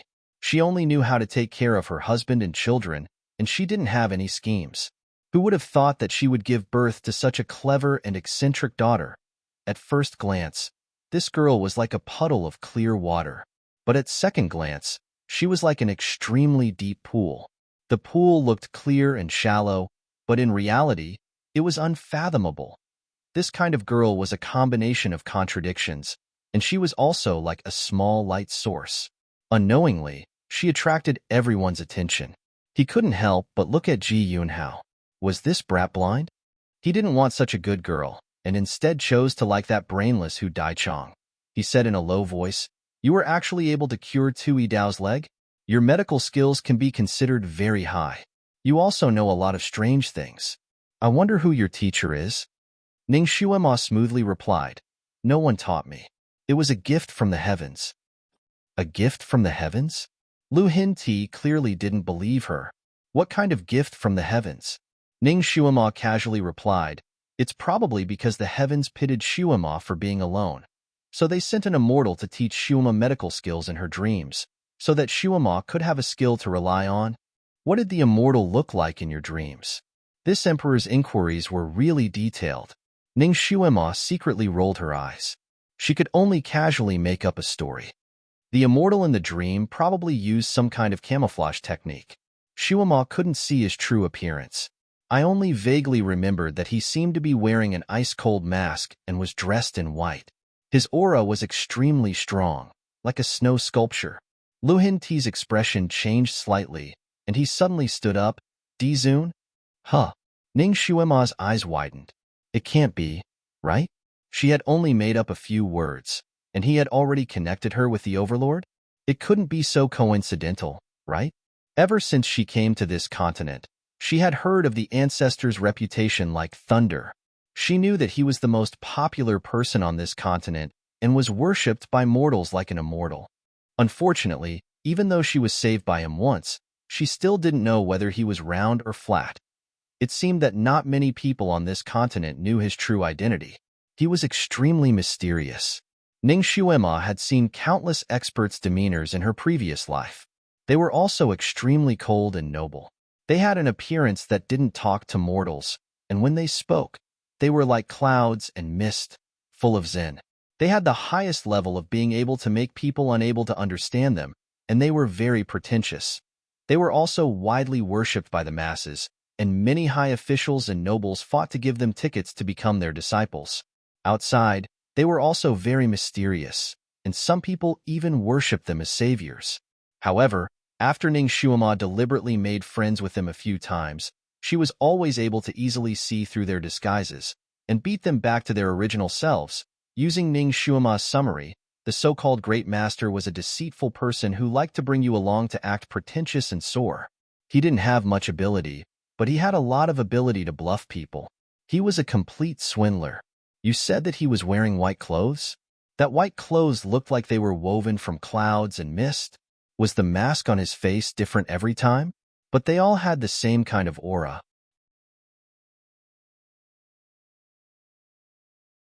Chapter 99. You said he was wearing a white robe? That white robe looked like it was woven from clouds. Is the mask on his face different every time? But they all have the same aura. Lu Hin-ti asked a series of questions. Ning Xuema answered vaguely. This seems to be the case, but I can't remember. Because every time I wake up, I can't remember the immortal's appearance. I only remember the medical skills he taught me.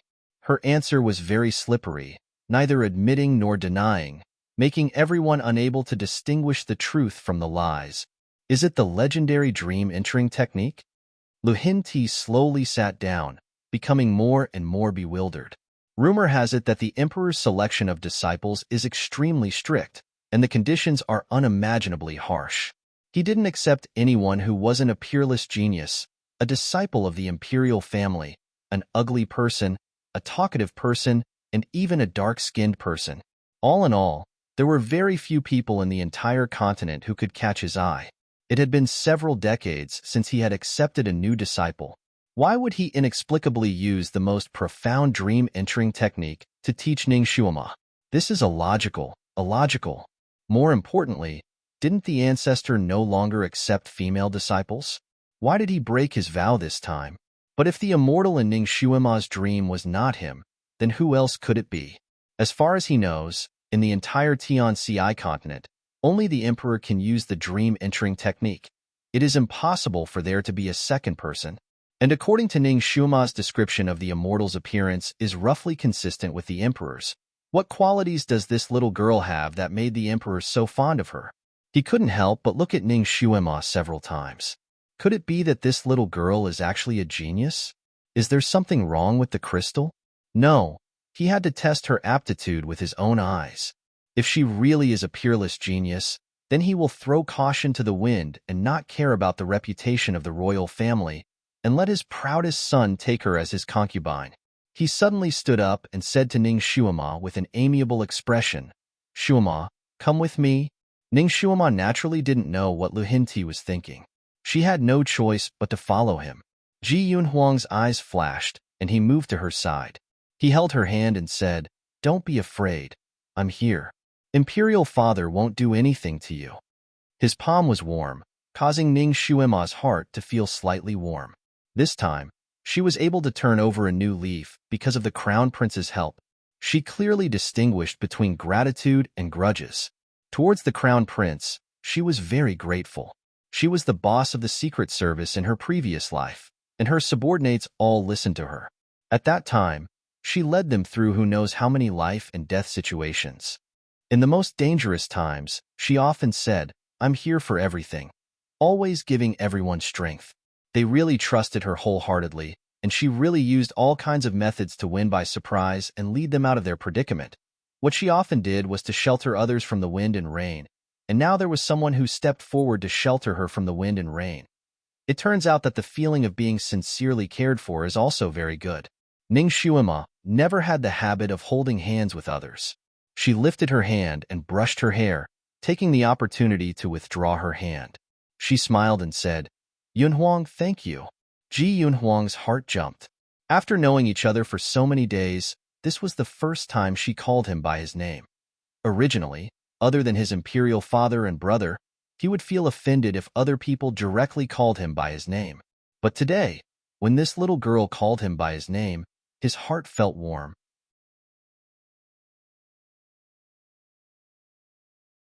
Chapter 100. He also smiled.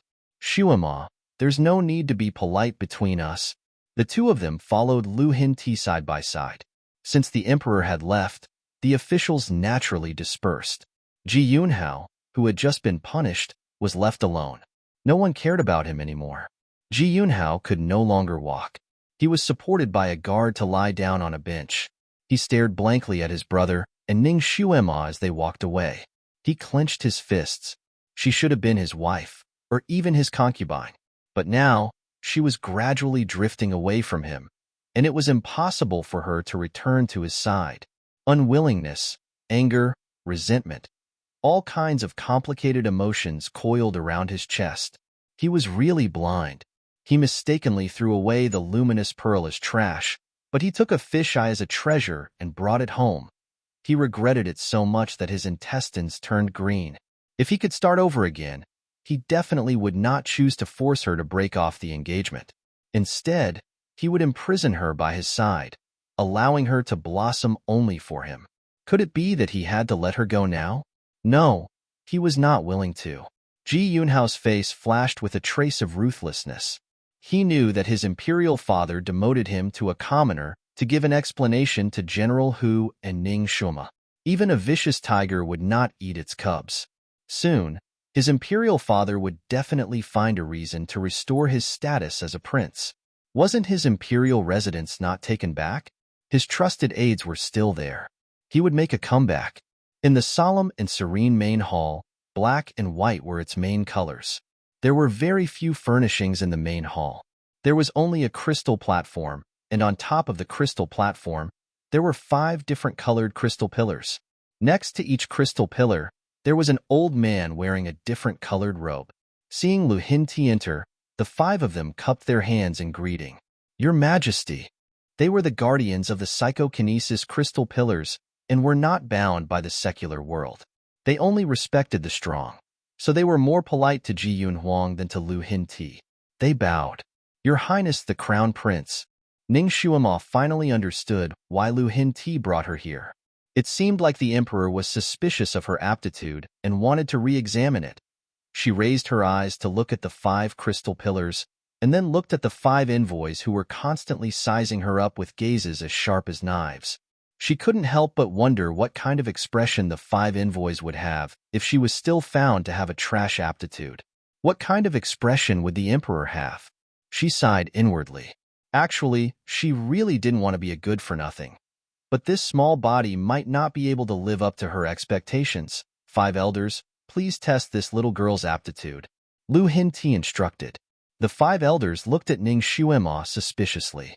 In the vast Sky Empire, the aptitude test was carried out before the age of 3, and the young lady in front of him was obviously over the age limit.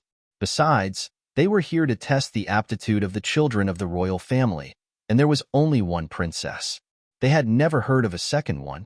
Could it be that this was also a dragon seed left behind by the emperor when he was young? Is she also His Majesty's princess? One of the men in red asked. Lu Hinti was speechless. She made it sound like he was a playboy. He was very picky when it came to this.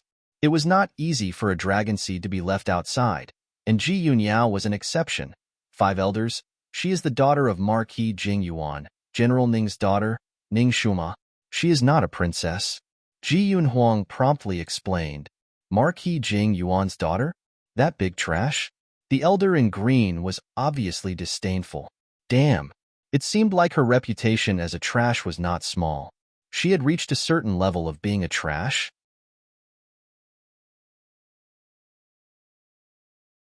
Chapter 101. Deep down, Ning Shuema was an unperturbed child. Their level of offensive language was nothing to her. She treated it as a kind of gas. She smiled and took a step forward. It's rare that Shuema's reputation has reached the ears of the elders who guard the crystal pillars every day. Shuema is very honored. Perhaps one's physique is innate, but it doesn't mean one has no ability. Everyone who works hard should be respected. Since the 5 elders are able to serve the imperial family, I presume that your cultivation and temperament are top-notch. You won't be as shallow as those ordinary people. Don't you think so? The 5 elders were speechless. Ning Shuema was clearly praising them, but they could not refute her. She stood there with a smile. Her eyes were like pearls, sparkling with light. Her thin lips were slightly pursed, as if she was smiling but not smiling. At such a young age, she had a kind of temperament. Standing in front of her, the 5 elders actually felt ashamed of their inferiority. Her words also made their hearts move. Physique was indeed innate. Did people who were born trash deserve to be despised by everyone? Couldn't they live openly? Then what was the difference between them and the ordinary people? The five elders usually thought highly of themselves and thought that they were extraordinary. Now that they heard Ning Xuema's words, they were angry at first, but after thinking about it carefully, they felt a little ashamed. They could not help but look at Ning Xuema again. No matter if this girl was trash in psychokinesis or not, she was not simple. Just based on her temperament, she could throw the so-called psychokinesis geniuses several streets away. "Miss Ning, please." The black-clothed elder gestured, his tone no longer showing any disdain. "Thank you." Ning Xuema smiled and slowly walked forward.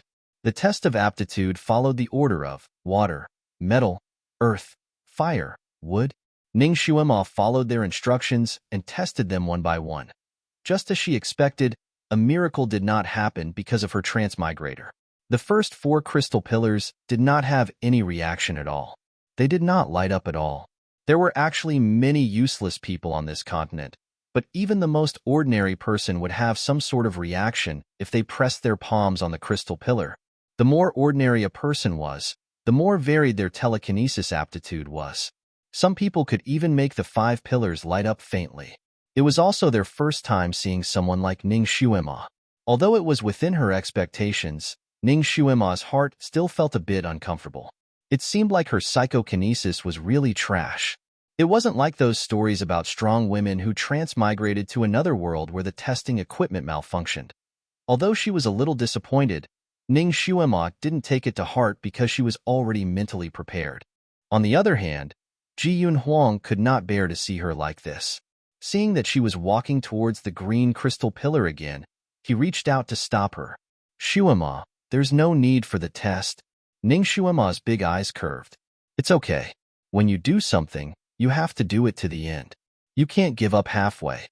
She pushed his hand away and strode towards the pillar. Ji Yun Huang's expression changed slightly as he looked at her back. Not everyone had the courage to face failure head-on like this. If it was an ordinary girl, she would have stopped while she was ahead.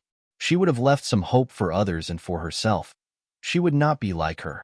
Regardless of whether it was good or bad, she would ask for a clear result. The 5 elders' eyes also revealed a look of admiration. This little girl had courage.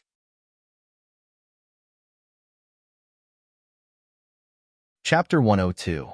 When Ning Xuema placed her palm on the green crystal pillar, the green crystal pillar did not have any reaction, just as everyone had expected. Ning Xuema smiled bitterly in her heart. She removed her hand from the crystal pillar and shrugged her shoulders. She walked down.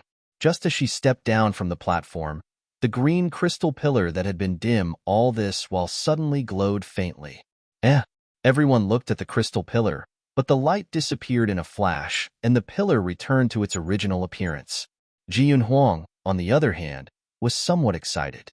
He took a step forward and said, "Xuema, try again carefully. Maybe you have a wood element psychokinesis aptitude." Ning Xuema's heart was filled with hope. She placed her right hand on the pillar again. At first, the crystal pillar didn't have any reaction, but after a while, a faint green light shone from the bottom of the crystal pillar and climbed up little by little. When it reached the height of an inch, it stopped moving. It shook slightly and extinguished like a flame. Everyone was speechless. The crystal pillar was 1 meter high. The higher the psychokinesis, the higher the part of the pillar that lit up. 3 inches represented the first level of psychokinesis. An ordinary person would usually light up between 3 and 6 inches. Those who were slightly better could light up to 12 inches, which was the 3rd level. They could be considered to have better aptitudes. Ji Yun Huang's pillar was 20 inches high, which was already considered a genius. Ning Xuema pressed on the pillar for a long time, but it only lit up a little. It was not even enough to light up the 1st level. Lu Hinti looked at Ning Xuema with disappointment. She was still a trash after all. She was not worthy of his most outstanding son. Ji Yun Huang coughed lightly and smiled. "Congratulations, Xuema. It seems that the crystal pillar was wrong.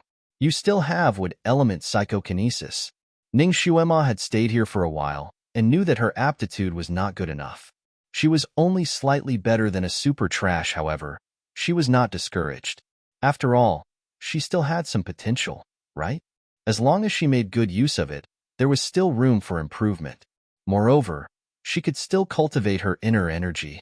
This body was a good seedling for cultivating inner force. She clapped her hands and smiled nonchalantly in response to Ji Yunhuang's congratulations. Many thanks. She then jumped down from the stage and asked Li Hinti to leave. Your Majesty, there shouldn't be anything for this humble girl to do, right? Can this humble girl return home now? She had already been out for 2 days and 1 night. Right now, Marquis Jing Yuan's mansion was in a complete mess.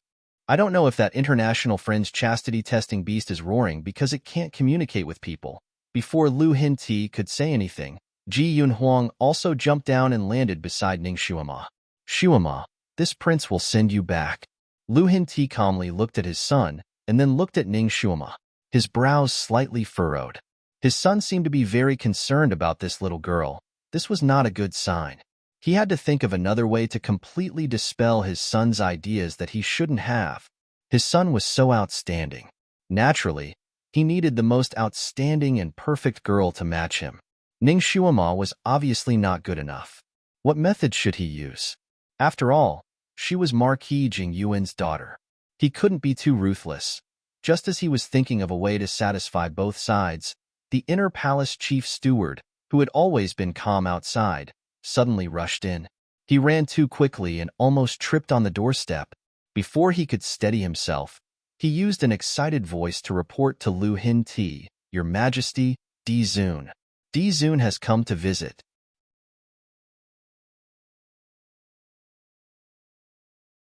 Chapter 103. Before he could even steady himself, he used an excited voice to report to Lu Hinti, Your Majesty, the ancestor. The ancestor has come to visit. Everyone was shocked. Lu Hinti suddenly turned around and walked out in large strides. Pass down the order. Clean the streets with fresh flowers. Let everyone welcome the ancestor. He hurriedly took 2 steps out and turned around to instruct Ji Yunhuang and Ning Xuema. You two also come with me to welcome him. Ning Xuema was speechless. Ji Yunhuang aside. Why did the emperor call her? Shouldn't only those with official positions have the qualifications to welcome him? Why did he call a commoner girl like her? She really wanted to go back to her own residence to rest. She didn't want to welcome that old swindler, however. Since the emperor had given this order, her small arms could not twist the emperor's thighs. She could only follow unwillingly. The efficiency of the imperial palace was not to be underestimated. Although the ancestor's arrival was sudden, the people in the imperial palace were still orderly. In just a moment, they had already formed 2 rows in front of and behind the emperor and hurriedly walked towards the palace gate. Ning Xuema walked side by side with Ji Yunhuang. She quietly asked, It seems like the ancestor doesn't come often. Of course. The last time he came was 18 years ago. That's not right. Didn't he appear once a few days ago? That time, he even conveniently gave her justice. That time, he was just passing by. He only appeared for a quarter of an hour before leaving. So, his appearance was just for show. Ning Xuema was extremely speechless. That's right. You said that the hot spring in your residence was created by the ancestor. Could it be that it was 18 years ago? Ji Yunhuang nodded. That's right. At that time, I was only 5 years old. Imperial Father had just built the Crown Prince residence for me. I didn't even have time to live there before I was fortunate enough to become the place where the ancestor was received. Furthermore, the ancestor only stayed there for 2 days before leaving. Imperial Father only paid him a visit once. This Di Zun really knows how to show off to the highest level. He should have some skills, right? Ning Xuema unkindly ridiculed him in her heart. How old is the ancestor? Since she was bored and couldn't leave, she decided to gossip. Ji Yunhuang shook his head. I'm not sure either. Aren't you his grand disciple? How could he not even know Master's age? Isn't this grand disciple of yours too unqualified? Ji Yunhuang lightly sighed. Don't talk about me. I'm afraid that even my master doesn't know. The ancestor accepts a new disciple every 80 years or so. Currently, the ancestor has a total of 18 disciples under his tutelage, and my master is the youngest. My master is already 60 years old this year. Ning Xuema was speechless. According to this calculation, It had been 1,500 years since the ancestor had accepted a disciple. This was not even counting the number of years he had spent before he accepted a disciple. The lifespan of the people in this era was no different from that of her original era. An ordinary person could live up to 80 years old. Only those who had reached the first rank of the Earth level could slow down their aging. The higher their cultivation, the longer their lifespan. When one reached the 8th level of the Earth level, they could break through the limits of life and live for 1,000 years. However, they wouldn't be immortal and would die after a certain age. For example, the first few disciples that the ancestor had accepted were no longer in this world.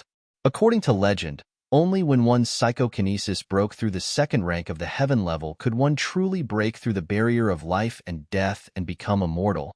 Could it be that the ancestor had really become a deity? He was close to 2,000 years old and could be compared to the god of longevity.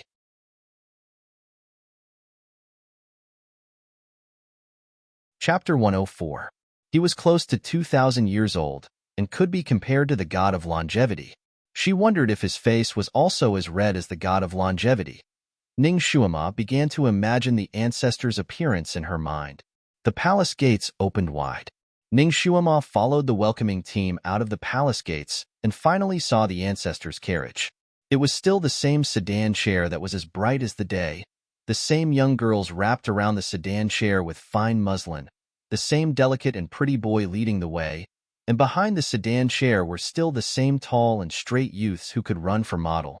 Apart from the ancestor's carriage, everyone else who passed by knelt on the ground, not daring to breathe loudly. Lu Hin-ti waved his hand, and the civil and military officials behind him all knelt down. Ning Xuema naturally could not stand there, and also knelt down. Lu Hin-ti bowed in greeting. "Welcome, ancestor." "Don't." A word finally came out from the sedan chair, a word that was as precious as gold. Ning Xuema's heart skipped a beat. She finally heard the ancestor speak. His voice did not sound old or young, like the wind at the top of a mountain, faintly blowing past everyone's ears. Lu Hin-ti said a bunch of polite words about the ancestor's presence. Although he did not bow down to the ancestor, his respectful appearance was like a greeting to the heavens. Ning Xuema knelt there until her knees hurt. She could not help but curse in her heart. This emperor was even more long-winded than some leaders who made reports, but his ability to improvise was really good. He wasn't like some leaders who read from a script. She heard that the ancestor liked to be quiet and did not like people to be long-winded. Why was he so calm this time? Was it a way to show off? She could not help but quietly look up at the sedan chair. The emperor had spoken for so long. Why don't you say something again? But the group of people stood there quietly, not even coughing. There was no sound from the sedan chair, not even half a word. Even though Lu Hin-ti was talking to himself, the venerable emperor had no intention of getting off the palanquin. Lu Hin-ti said a lot of things, but he still didn't get any response from the other side. He felt a little embarrassed. Suddenly, a boy stepped forward and said, "Your Majesty, the Venerable D said that he will only rest here for 3 days. He only needs a really clean courtyard. Your Majesty doesn't need to be busy with other things." Lu Hin-ti's face reddened. The ancestor's arrival was too sudden, and the palace's preparations were not complete. He had deliberately said so much in front of the palace gate, but it was only to delay a little bit so that the palace servants could prepare properly. Who would have thought that the other party would be able to see through it with a single glance? He could only bow again and didn't dare to be long-winded. "Ancestor, please." The ancestor's carriage finally entered. Ning Xuema finally saw the venerable sovereign's extravagance with her own eyes. The boy in front casually threw down a snow-white carpet, as if he had laid a layer of white clouds on the road. After the venerable emperor's carriage passed, the boy in the back put away the carpet. The whole group of people walked lightly, as if they were floating on the clouds. It was magnificent, as if the sun god was patrolling the sky. Ning Xuema sighed in her heart.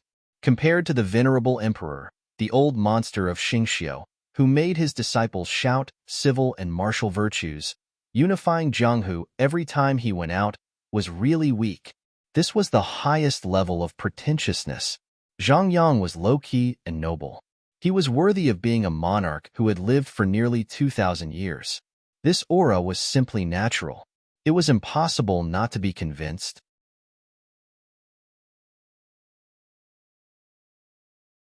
Chapter 105.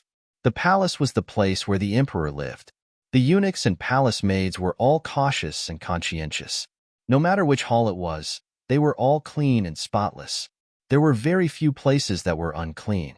However, Lu Hinti understood that the cleanliness that the ancestor wanted was not the usual kind of cleanliness, but the kind of cleanliness that no one had ever lived in. Fortunately, there were many halls in the palace, so it was not difficult to find one. Chongwen Palace was the best place to go.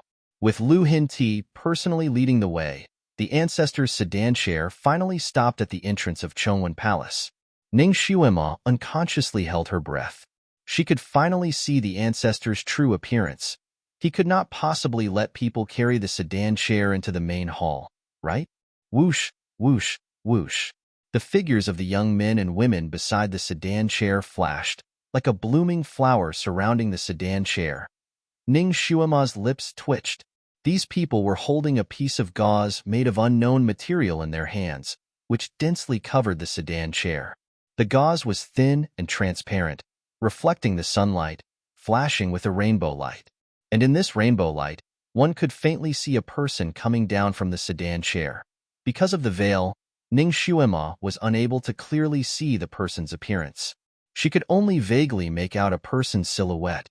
It was as if a floating immortal was draped in multicolored light as it walked into the main hall. When the gauze was removed, the figure in front of the main hall could no longer be seen. Even the sedan chair was nowhere to be found. The young men stood in a fan shape at the entrance. Ning Xuema. No way. After being busy for so long, she could only see a vague figure. What a loss. No wonder Ji Yun Huang, as his grand disciple, had only seen him twice. This ancestor was too difficult to meet. His every move was being closely guarded by the guards.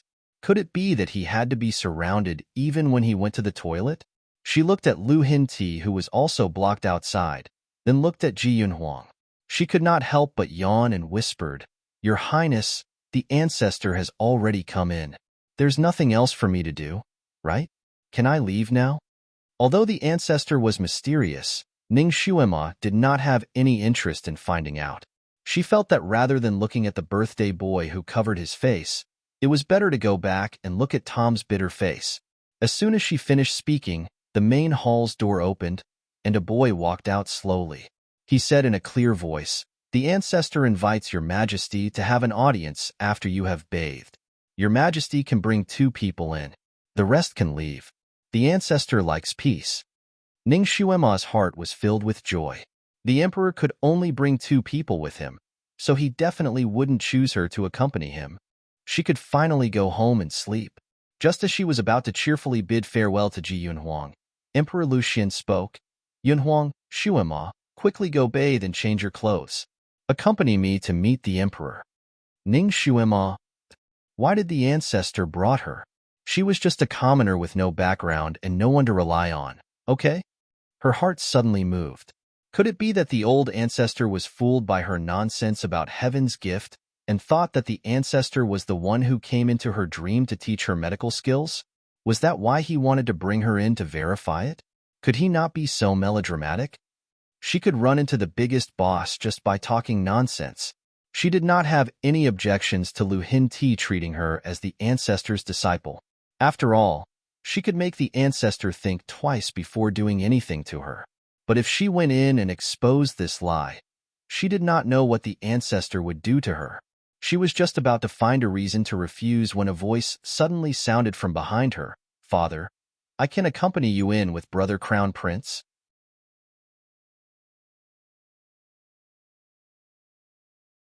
Chapter 106. Ning Xuema turned her head and saw a young girl fluttering in from behind. Her palace dress fluttered in the wind, and her appearance was cool and elegant. It was Princess Ji Yun Yao, the one who harbored special feelings for her elder brother. In front of her imperial father and her elder brother, she was much gentler and no longer had her previous arrogance. She first greeted Lu Hinti and Ji Yun Huang, then quietly pushed aside Ning Xuema and stood side by side with Ji Yun Huang. She intimately held his arm and said, Brother Crown Prince, let Yinyao go in with you, okay? Ji Yun Huang, who had always been indifferent to others, saw this little sister and his brows relaxed a lot. He patted her hand and said, "Aren't you cultivating in the courtyard? Why did you come out?" Ji Yunyao pouted and said, "I just happened to come back to the palace. Since the ancestor wants 2 people to accompany Imperial Father, naturally they must be people of similar status. It can't be just any random person. Yunyao is the most suitable candidate. Imperial Father, don't you think so?" After she finished speaking, she glanced at Ning Xuema. Ning Xuema almost wanted to yawn. The ancestor wanted Lu Hinti to bring 2 people in, but it was only for them to kneel and listen to his orders. What else could it be? She didn't want to do the job of waiting on others. Although this princess's words were a bit arrogant, it was exactly what she wanted. Therefore, Ning Xuema also took the opportunity to say, "Princess is right. If Princess and His Highness the Crown Prince accompany His Majesty, then it will truly complement each other. This humble girl still has matters to attend to, so I won't disturb you any longer. This humble girl will take her leave." Ji Yun Huang slightly frowned and glanced at Ning Xuema. Seeing her smiling face, his intuition told him that this little fox actually wanted to slip away. Lu Hinti straightforwardly said, "Yun Yao, don't cause trouble. Xuema, you and Yun Huang will accompany me in. Quickly go bathe and change your clothes. Yun Yao, go back and cultivate first. Don't cause trouble here. This is an imperial edict. Go quickly." Once the emperor's imperial edict was issued, even Ji Yunyao didn't dare to disobey. She bit her lip and unwillingly replied with a yes. She then coldly glanced at Ning Xuema before turning to leave. Ning Xuema almost rubbed her forehead. The old emperor was afraid that her life would be too carefree, so he made another enemy for her. A jealous princess was the most annoying, especially when it was the princess who harbored feelings for her elder brother and tried her best to get rid of her dissidents by any means necessary. That was even more detestable. There is a beauty in the north who stands aloof from the world. A single glance could topple a city, and a second glance could topple a country. Her clothes were reflected in the clouds, and her face was reflected in the flowers. She suspected that they had met under the moon in the Jade Pavilion. The moment Ning Xuema finally saw the Dizun, all the poems that she had learned to describe beauties flashed through her mind. She felt that these poems were actually quite appropriate to describe the ancestor who was sitting at the head of the table. However, he had to change a few words. For example, changing it to, "The first seat has a beauty, standing aloof from the world. The first ice chills the heart, the second ice chills the entire seat. The clouds think of clothes made of ice, resembling a glacier meeting under the moon. A living ice sculpture. A beautiful living ice sculpture. A living ice sculpture that was snow white, with only black hair and eyes. He was wearing a snow-white robe of unknown material, which was unbelievably large. On the robe, there were dark patterns in the shape of clouds moving. Along with the owner's occasional movements, those clouds seemed to float and move. On his head was a cloud-shaped white jade crown. The jade crown looked like mutton fat jade, but its luster was much warmer than mutton fat jade. It was translucent, and there seemed to be wind and clouds flowing inside. His long hair was like a curtain that flowed like water behind him, dragging directly on the ground with the white robe.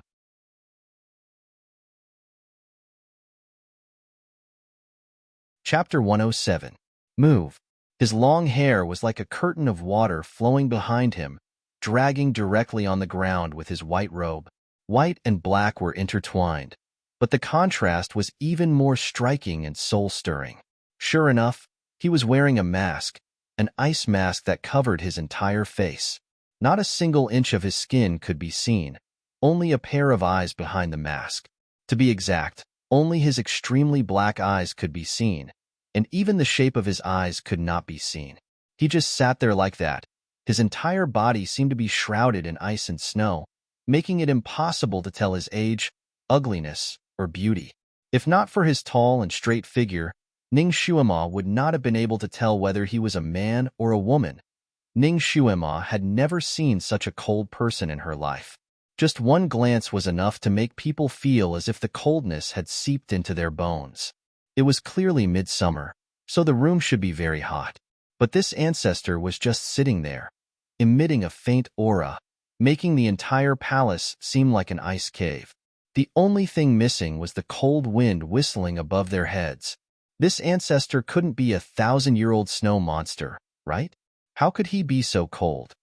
Ning Xuema could not help but wrap her clothes tighter around her body. Then, she looked at the people serving the ancestor, and her heart skipped a beat. The people beside the ancestor were all children with delicate features.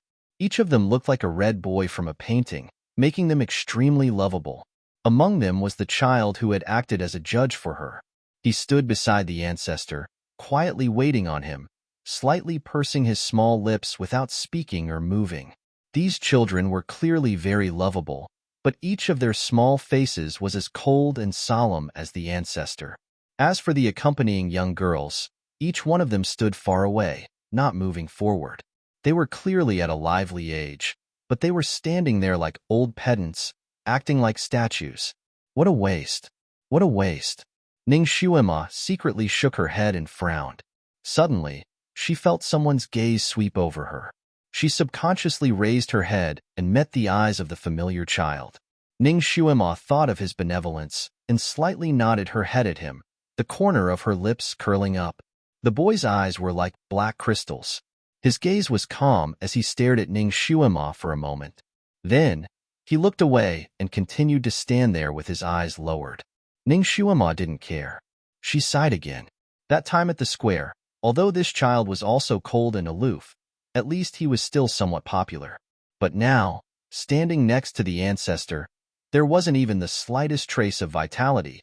It seemed that the ice sculpture syndrome was contagious. The coldness also made Lihinti uncomfortable. He secretly activated the telekinesis in his body to protect himself. Only then was he able to speak as if nothing had happened. Naturally, he uttered another round of eloquent phrases. The venerable sovereign just sat there with his eyes slightly lowered.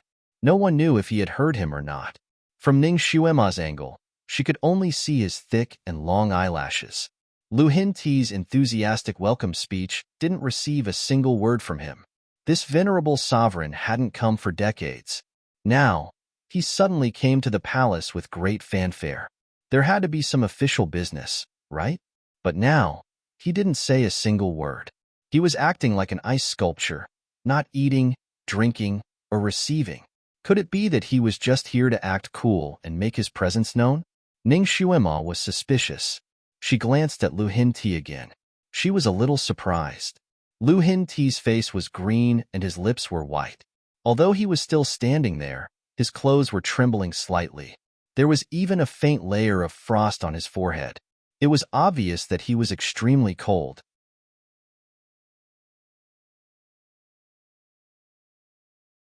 Chapter 108.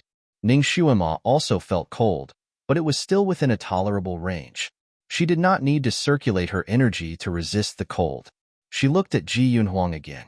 Ji Yunhuang's face was also slightly pale, but his complexion was much better than Lu Hinti's. His body was also not trembling. He looked normal. The main hall was silent for a while. Even a pin drop could be heard. This silence made Lu Hinti uncomfortable. As the host, how could he allow an awkward silence? However, he had already finished reading the poem that Hanlin Academy's great scholar had specially written for him. He had even memorized the original manuscript. If he wanted to continue, he would have to improvise. However, he did not understand this ancestor very well. He could not think of any common topics to talk about. Talk. Only when the other party responded could it be called a conversation. Although there were many people in the main hall, there was not a single person who could respond. Lu Hinti was completely talking to himself. He was somewhat embarrassed and wanted to think of something to say. You may leave. The ancestor finally opened his mouth. Lu Hinti felt as if he had been pardoned. My mother. He could finally be free. He bowed again and said, Yes, this little Huang will leave now. Ancestor, this little Huang specially brought the two of them. If the ancestor needs anything, just instruct them. He pointed at Ning Xuema and Ji Yunhuang who were standing behind him. Damn, she knew that they were here to be maids. At this time, she could not say no. Therefore, Ning Shuima could only stand side by side with Ji Yunhuang and salute. "We pay our respects to the ancestor." The ancestor did not say anything. He only raised his hand slightly, indicating that they were dismissed. Ning Shuima took the opportunity to stand up. She could feel a pair of ice-cold eyes on her body. It was strange. That time in the plaza, she and the ancestor were not only separated by a crown, but also by the bodies of countless people within a few dozen meters. But that time, she clearly felt a pair of ice-cold eyes sweep over her. That one glance made her shiver in the hot weather. That feeling was so distinct that it was still fresh in her memory. Now, this ancestor was sizing her up again. Although his gaze was cold, it was strangely different from before. It was as if they were not the same person. Perhaps the first time, the ancestor deliberately wanted to give her a show of strength, so he faintly released his aura to frighten her and punish her for her offense. But this time, he was just sizing her up, so his aura was weaker. The mask on the ancestor's face was too tight, so she couldn't see his expression. However, seeing how calm he was, perhaps he had already forgotten who she was. Lu Hinti was also secretly observing Di Zun's reaction when he saw Ning Shuima. If he really was the master in her dreams, he would definitely have a trace of surprise or some other expression on his face when they met. However, he was soon disappointed. This venerable sovereign was born with facial paralysis and wore a mask, so he couldn't see anything. He did not give up and simply said, "My son Yunhuang is your grand disciple. There is no need for me to introduce her. Although this girl looks ordinary, she has received a gift from the heavens and has some special skills." The ancestor finally raised his eyes. Although he was still calm, there was some emotion in his tone. Gift from the heavens? Special skills? That's right. This girl received a gift from a deity in her dreams last year. Her medical skills are superb. Lu Hinti spoke again. He wanted to introduce her in detail. The ancestor only answered him with a single word, neither salty nor light.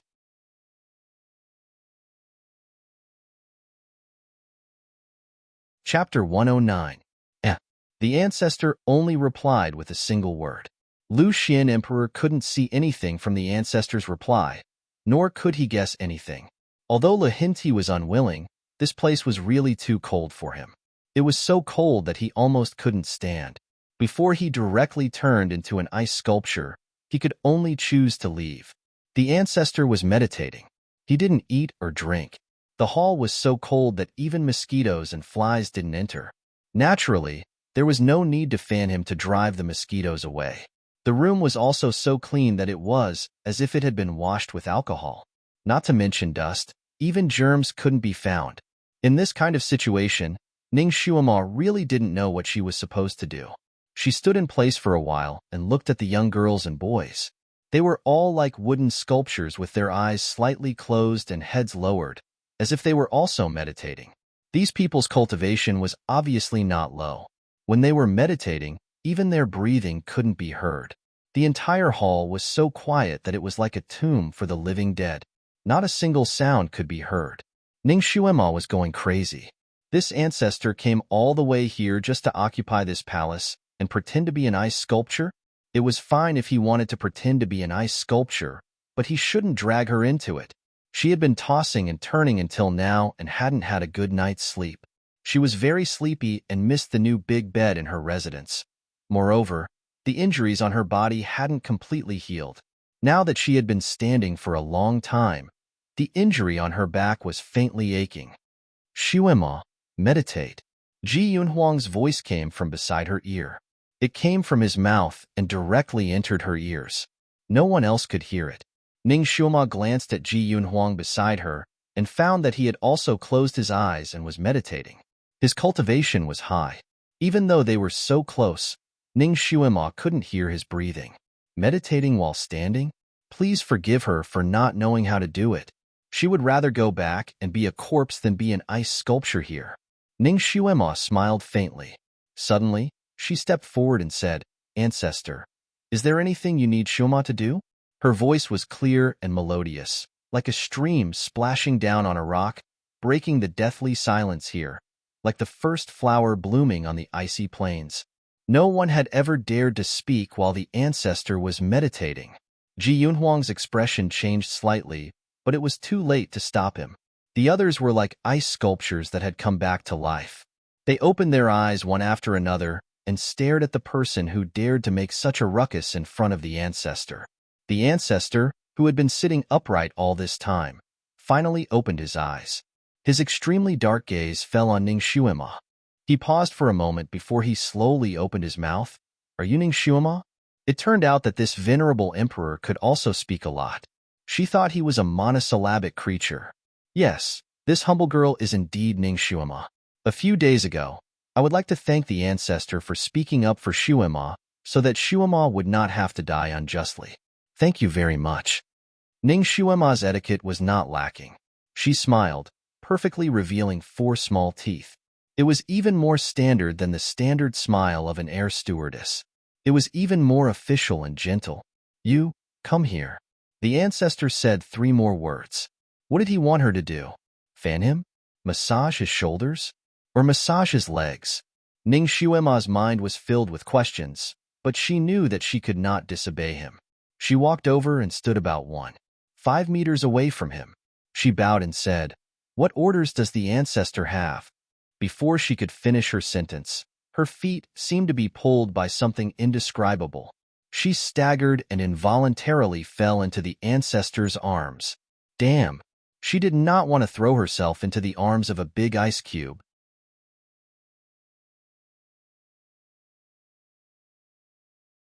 Chapter 110. Ning Xuema's waist stiffly twisted, her body swaying like a butterfly. In an instant, she had already found her balance.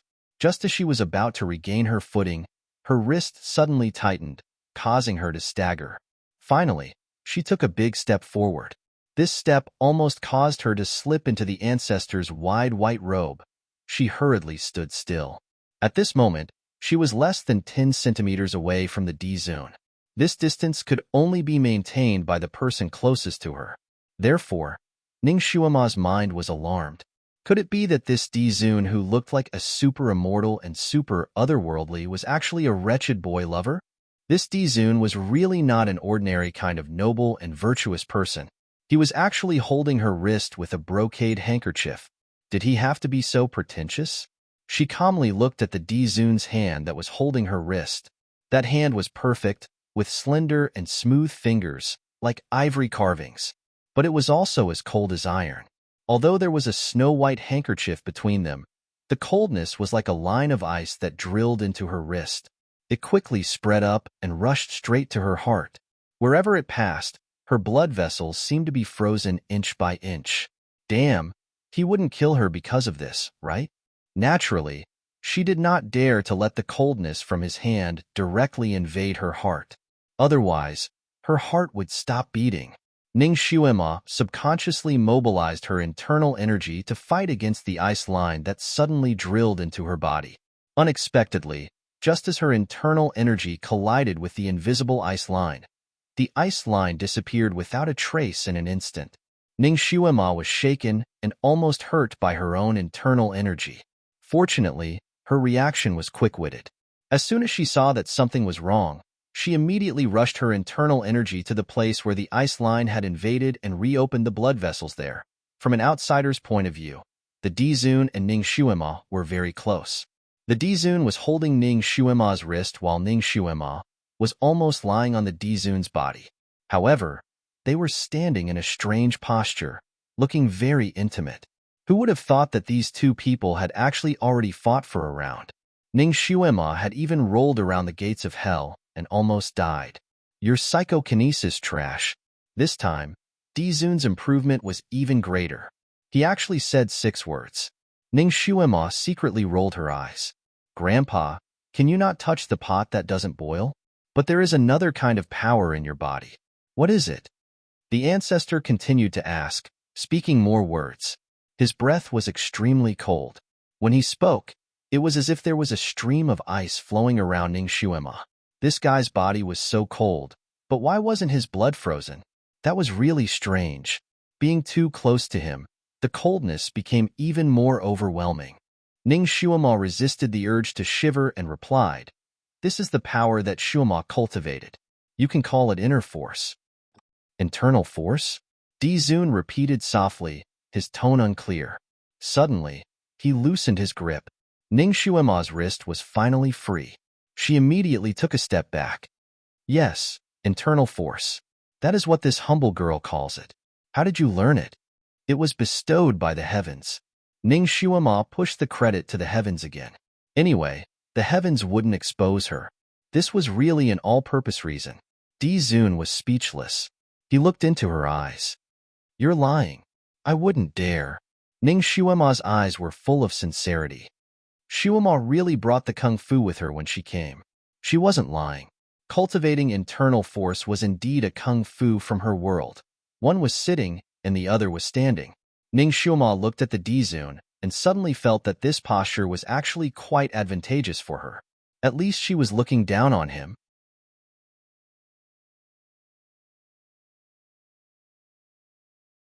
Chapter 111. The two of them were so close that Ning Shuema could almost count how many eyelashes he had. She didn't know how the ancestor looked like, but his eyelashes were really handsome. They were long, dense, and distinct. He wasn't wearing fake eyelashes, was he? His eyes were as black as ink, as if he was wearing contact lenses. What are you criticizing me for? The ancestor spoke again. What? The ancestor is a man of literary and martial virtues, unifying. Ning Shuema naturally didn't admit it. Her eyes were even clearer and more innocent. She had blurted out a line from Jin Yong's novel. The ancestor asked, unifying what? His voice was indifferent and cold. Well, Shuema is saying that the ancestor is a man of literary and martial virtues, and the whole world is convinced. Ning Shuema promptly changed her words and didn't say, unifying Jianghu. The ancestor was so powerful that even the emperors of this continent had to be respectful and wait upon him, not to mention the Jianghu. Unifying Jianghu was no longer a compliment to him, but rather a belittling of his prestige. The ancestor was so fussy that she didn't want to be frozen into an ice sculpture because of a few words. The ancestor looked at her indifferently for a moment and finally let go of her hand. Glib tongue, I don't know. He stopped here and didn't know what to say. Ning Shuema raised her eyes to look at him, but his mask was so tight that she couldn't see his expression and didn't know what he wanted to say. She waited for a moment, but the ancestor didn't say anything else. He slowly wiped his hands with the brocade handkerchief. Ning Shuema was speechless. She took 2 steps back. The ancestor probably doesn't have anything for Shuema to take care of. Shuema will take her leave. The ancestor was wiping his hands with the brocade handkerchief very carefully, 1 finger at a time, even the gaps between his fingers. Hearing her words, he stared at her. He raised his hand and a dark green date flew into Ning Shuema's palm. Eat it. Ning Shuema was an expert in the use of poison. She could tell if something was poisonous or not as soon as she touched it. She held the jujube in her hand and knew that it wasn't poisonous, nor was it poisoned. It was a clean thing, so it shouldn't be a problem for her to eat it. She calmly glanced at the handkerchief that the ancestor had just thrown away. It was obvious that the ancestor had a serious case of mysophobia and disdained to have any physical contact with anyone. Therefore, not only did he use the handkerchief to hold her wrist, he even wiped his hand after holding her wrist. She smiled faintly and used her sleeve to rub the jujube. Only after she had almost wiped off a layer of the jujube's skin did she reluctantly put it into her mouth. After chewing a few times, she smiled like a flower and said, "Many thanks for the jujube, ancestor." The jujube looked extremely green, but it actually tasted extremely sweet and had a strong jujube fragrance, causing her to salivate in an instant. The ancestor was speechless. He looked at the sleeve that had been pulled off by Ning Shuema after she had wiped the jujube and threw it on the ground. Unfortunately, the sleeve was lying next to the handkerchief he had thrown away. The ancestor stared at her face for a moment. Then, he waved his sleeve and the 2 pieces of cloth on the ground disappeared in an instant. 2 groups of airflow appeared and circled around Ning Shuema. Ning Shuema instantly shuddered. She had sharp eyes and saw that the 2 groups of airflow were the handkerchief and sleeve that had already been vaporized. The ancestor's skill really couldn't be underestimated. He could actually vaporize things in an instant. It seemed that he wasn't just an old swindler. He still had some skills. The two groups of airflow almost froze her whole body.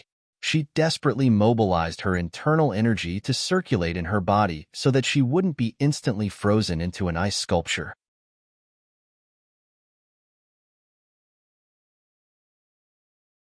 Chapter 112. The two balls of chi almost froze her whole body. She tried her best to circulate her internal energy within her body so that she would not be frozen into an ice sculpture. However, her face and lips were covered with a layer of white frost, which looked a little scary. Ancestor. The boy behind the ancestor who had once stood up for Ning Shuima bowed. Ancestor, please be lenient. She is only a child. If she has offended Ancestor, I hope Ancestor can let her go. After all, Ancestor had once saved her life. She is actually very grateful. Ji Yunhuang saw that the situation was not good. He hurriedly stepped forward and also bowed to plead for leniency. Under the mask, the ancestor's eyes flashed. He said indifferently, "Why would this ancestor lower himself to the same level as a child? This ancestor is only testing her martial arts." His sleeves moved slightly, and the two balls of chi that were revolving around Ning Shuima floated out of the main hall through the crack in the door. Ah! A low cry came from outside, and then there was no more movement. Although you are a waste, you are not completely useless. Go. The ancestor finally let her go. However, his words were somewhat malicious. In a situation where the enemy was strong and she was weak, Ning Shuima was naturally not stupid enough to go against him. Therefore, she smiled and said, "Many thanks to the ancestor.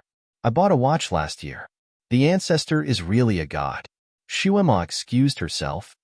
She turned around and left. The ancestor did not understand one of her words. While he was distracted, Ning Shuima had already opened the door. His eyes flashed with a strange light. This little girl was clearly a waste, but she had a proud and unyielding character. What was even more strange was that her physique was different from ordinary people. Unexpectedly, she was not injured by his glacier palm. Ning Shuima walked out of the door. Outside, the sun was shining brightly. The warmth of the sun shone on her body. She could not help but face the sun and stretch her body. But as she stretched, she paused. The two fan-shaped rows of flower-like youths outside the door were still there, and they were still standing in such a neat and orderly manner. After such a long time, they were still in the same position as when Ning Shuima went in. It seemed that this venerable emperor was not just a little strict with his subordinates, as expected of a man who had lived for nearly 2,000 years. Not only was he old-fashioned and cold like a coffin board, but he was also a man who had lived for nearly 2,000 years. Even his subordinates had been trained to behave like this. They were like a bunch of moving coffin boards. Her gaze fell on an ice sculpture not far from the door. His eyes narrowed slightly. She didn't remember seeing any ice sculptures at the entrance when she went in. Moreover, this ice sculpture was too lifelike.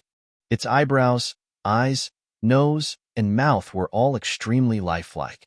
Even the clothes it was wearing were no different from those of the palace guards. This guard looks a little familiar. She had seen him by the emperor's side just now. Ning Shuima looked at his half-open mouth and widened eyes. Her heart skipped a beat. Could it be that this was not an ice sculpture, but a real person? Was he frozen by the demonic wind created by the venerable sovereign?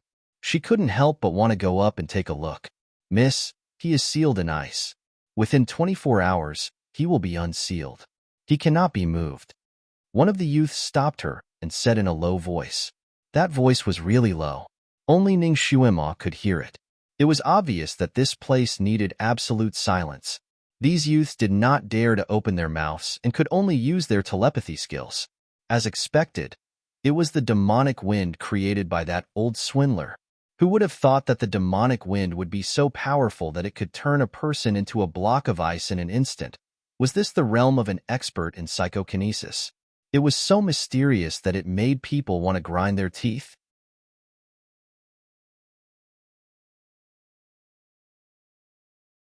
Chapter 113. She also wanted to reach this height.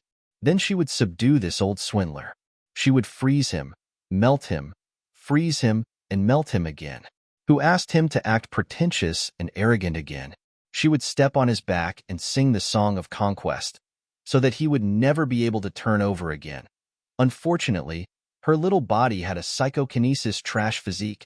Thinking about it really made people wring their hands. That's right. She remembered that her physique didn't have any psychokinesis in the beginning. Now, she more or less had a bit of it. Did this mean that her physique wasn't completely hopeless? Perhaps if she took good care of it, her aptitude could be improved by another step? Ning Xuema pondered as she walked outside. Just as she walked past a few palace gates, someone suddenly shouted in front of her, "The emperor has arrived." She raised her head and saw a group of palace servants escorting Lu Hinti as he strode toward her. Ning Xuema cursed in her heart.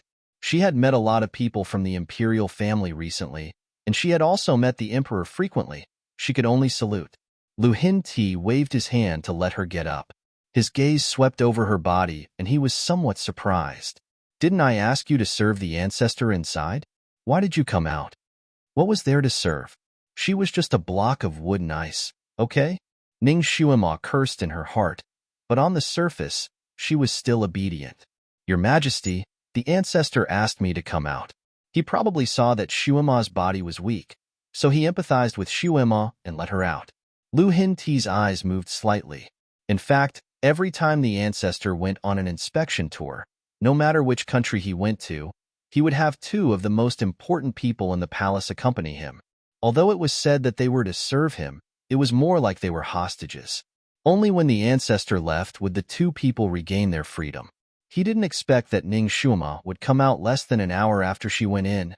The ancestor was cold-hearted and never easily empathized with people, saying that he pitied Ning Xuema because of her weak body.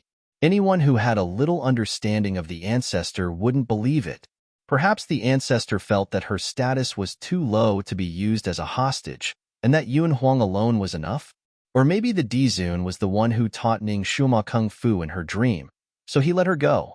Lu Hinti had a hard time guessing. He glanced at Ning Xuema, and his heart skipped a beat. Wherever the venerable sovereigns were, there was a kind of aura that no ordinary person could get close to. Furthermore, this atmosphere was extremely strange. Only young boys and girls were allowed to stay inside for a long time. If one lost their virginity, once they entered the hall, they would feel a bone-chilling coldness. That coldness was bone-chilling. With his cultivation, he was almost frozen to the point of being unable to walk after staying inside for a while. When he came out, he had to surround the stove and shiver for a long time before he recovered. Apart from the people around the ancestor, even if a virgin boy or girl went in, if they didn't have strong skills, they would be frostbitten within an hour. They would need to rest for a while to recover. This girl was clearly a psychokinesis trash. She had been in there for an hour, but she was still alive and kicking. What in the world was going on? Lucian Emperor discovered that this little girl, who had a pair of limpid eyes, had a lot of mysteries surrounding her body. It made him want to keep her by his side and investigate her thoroughly. "Xuema, I wronged you before. Your father used to be my right-hand man. You are a loyal person, so I will really compensate you. What do you want?" Lu Hinti's tone was kind and warm. One who was unaccountably solicitous was hiding evil intentions, especially when the emperor was solicitous, who knew what he wanted.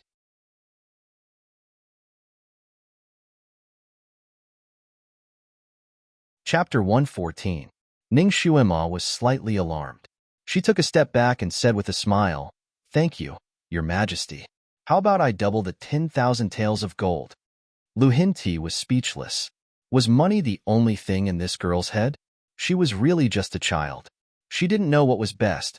"Xuema, gold is just an inanimate object. If you have a certain status, wouldn't things like gold be easy for you?" Lu Hinti guided her patiently.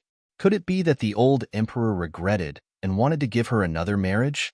Give her a prince? No way. She wasn't interested in a prince or anything. She tilted her head and smiled. "Xuema is still young and doesn't have big ambitions. I'm not interested in being an official." "Well, if Your Majesty still feels that you owe Xuema something, you can double the amount of gold." She looked up at the sun in the sky. It was just past noon and the sun was burning hot above her head. She squinted her eyes and yawned slightly. However, she seemed to have thought of something and covered her mouth with her small hand. She blinked her eyes and said with an embarrassed face, "Your Majesty, I'm sorry. Shuema is too sleepy and has been impolite in front of you. Your Majesty won't blame Shuema for this, right?" Lu Hinti was speechless. In front of so many people, how could he make things difficult for a child because of such a small matter? A dark light flashed in his eyes and he smiled generously. "Of course not. Since you're sleepy, go back and have a good rest." "Thank you, Your Majesty. Shuema will take her leave." Lu Hinti stood there and watched her small back gradually disappear in front of him. She was smart and clever, shrewd and eccentric. She also had good medical skills. Although her body hadn't fully developed, her appearance was that of a beauty. It would be a pity if such a talent fell into the hands of an ordinary family. However, if he let Huang accept her, he would be criticized. She wasn't worthy of his Huang. Therefore, he could only little girl. The reward will come soon. It will definitely give you a big surprise. Because the news that Ning Shuema was still alive had not reached Marquis Jingyuan's mansion. When Ning Shuema swaggered into Marquis Jingyuan's mansion, it caused quite a stir. After the commotion, it was time to celebrate. Marquis Jingyuan's mansion was bustling with noise and excitement. Even though she had only gone missing for 2 days, it was also an exceptionally torturous 2 days for the servants of the Marquis of Jingyuan's mansion. Those maids who had just been hired to protect the courtyard thought that Ning Shuema had already died and couldn't see any hope, so they left one after another. When Ning Shuema returned, other than old Zhong, there were 2 guards, 2 maids, and a kitchen. Ning Shuema rewarded them for their loyalty in front of everyone without hesitation and doubled their wages immediately. Ning Shuema's monthly allowance was already higher than others. Now that she had doubled it, everyone was naturally grateful. Ning Shuema took the opportunity to set the rules. She only recruited loyal servants, righteous servants, and brave servants. When their master was in trouble, those who left their master would never be recruited. When this rule came out, those who stayed were naturally overjoyed and became even more loyal. As for those who left, when they heard that Ning Shuema had returned, they were directly rejected by the Marquis Jingyuan's mansion. It was difficult for them to take a step into the Marquis's mansion. They regretted it so much that they wanted to bang their heads against the wall. After Ning Shuema returned, she naturally went to see Tom the chastity-testing beast. Tom's face was like the end of the world. Its only confidant was also dead. It was full of a bored expression. Seeing Ning Shuema suddenly appear, it almost couldn't believe its own big eyes. With a cry, it banged its head against the iron cage and directly hit its head.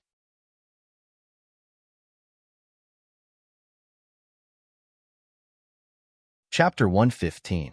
The two of them had a lively conversation.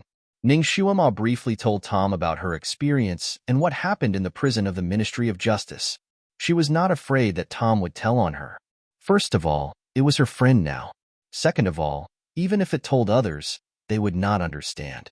Tom was frightened and even slapped the cage with its paws when it heard the story. Perverts. They are all perverts. The people of the royal family are not good people, especially the old emperor. He actually treated the daughter of a meritorious official like that. His conscience is really bad. And that princess, she is not a good person either. Ning Shuema glanced at it. Don't overturn a boat with one pole. In fact, His Highness the Crown Prince is quite good. If it wasn't for him, I wouldn't have been able to turn things around. Tom opened its big eyes and said, he is indeed not bad. Hey, don't tell me you have feelings for him. You are speaking for him, but he is actually just a pretty boy. Ning Shuema rolled her eyes and said, you are the one who has feelings for him. I am just speaking the truth. I don't have any feelings for him. Besides, I don't want to stay in this world forever. I have to find a way to go back. Go back? You wish. We are all transmigrated. How can we go back? Tom could not lift its spirits and sighed again. I have had enough of this stupid society. It is backward, ignorant, and unable to communicate. It is not as humane as our society.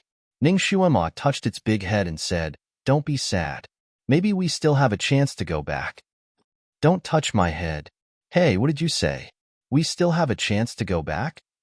Its eyes opened wide again. Ning Xuema nodded and said, I have been reading some books in the Crown Prince's mansion for the past 2 days. I accidentally saw some information about the space-time tunnel. As long as our martial arts practice to a certain level, we can find the space-time tunnel. Maybe we can go back to our time. Tom was shocked. The space-time tunnel should exist.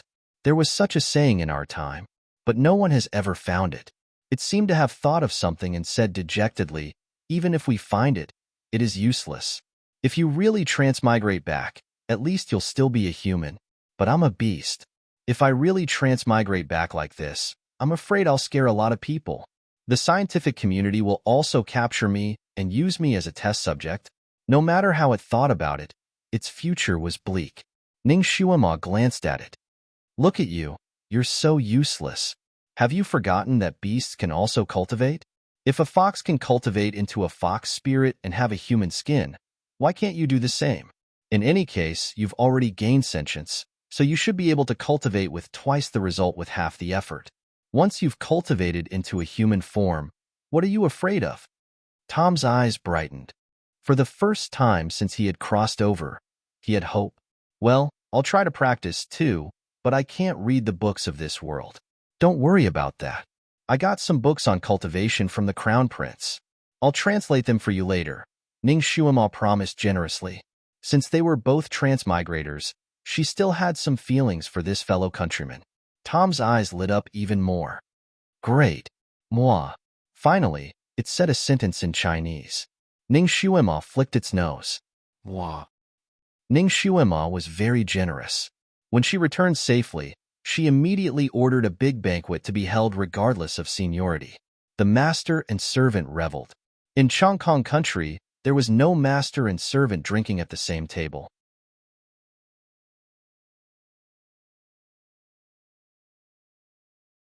Chapter 116. In Chongkong country, there was no such thing as a master and servant drinking at the same table, so Ning Xuema's actions undoubtedly made these people very moved. She was straightforward in her work, clear in her rewards and punishments, and had good manners. At such a young age, she had more strength of character than those aristocratic family heads. After a few interactions, everyone respected her and was willing to work under her. After the master and servant banquet, Ning Xuema ordered people to go out and put up a recruitment notice. On it were written the rules and conditions of employment, because the price she offered was high, and there were old servants desperately advertising in front of the notice. In less than 2 hours, more than 10 people came to join her. Ning Xuema sent old Zhong to explain the rules of the Marquis Mansion as usual. After all the new people agreed, she signed the employment contract with them. In less than half a day, the Marquis Mansion was back on the right track and was even more lively than before. After the meeting was over, old Zhong frowned and said, Young miss, after the monthly salary is given out, we don't have much money left. I'm afraid we won't be able to last much longer. Ning Xuema smiled. Don't worry, someone will send us money very soon. Old Zhong was flabbergasted. Young miss was all alone here, and that scum of a husband had broken off the engagement. Who would send her money? Before he finished thinking, he suddenly heard the sound of ceremonial music coming from outside, coming from the direction of the Marquis Mansion. A moment later, someone ran in from outside to report, Young miss, the imperial edict has arrived. Ning Xuema smiled and stood up. The gold is here. Let's go and receive the edict. Ning Xuema never knew that her peach blossoms would be so luxuriant. It was simply to a terrifying extent, making her want to curse. Everyone said that transmigrated women had many peach blossoms, but wasn't this too much? It had only been a few days since she transmigrated, and she had already attracted 3 big peach blossoms. The 6th prince and the crown prince were fine. In any case, they were young and handsome men.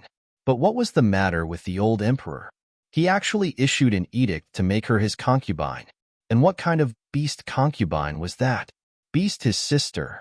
He was a beast. His whole family were beasts. The one who came to deliver the imperial edict was Eunuch Lu, the head of the imperial household. Not only did he bring the imperial edict, but he also brought countless gifts. They flowed in like water, almost filling up the entire hall.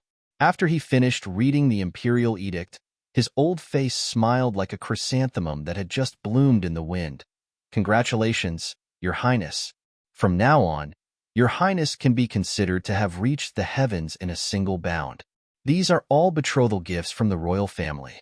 They are very impressive."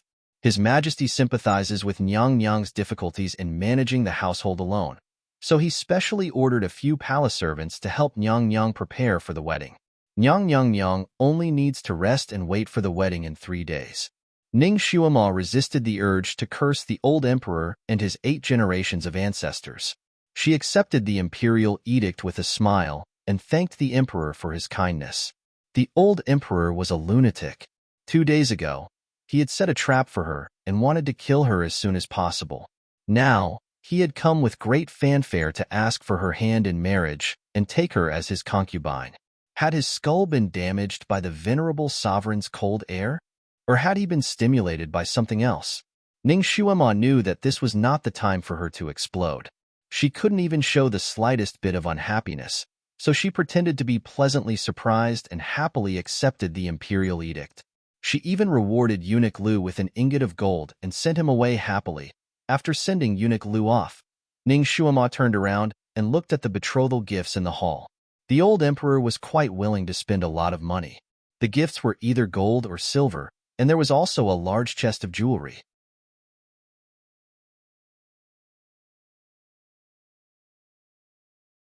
Chapter 117.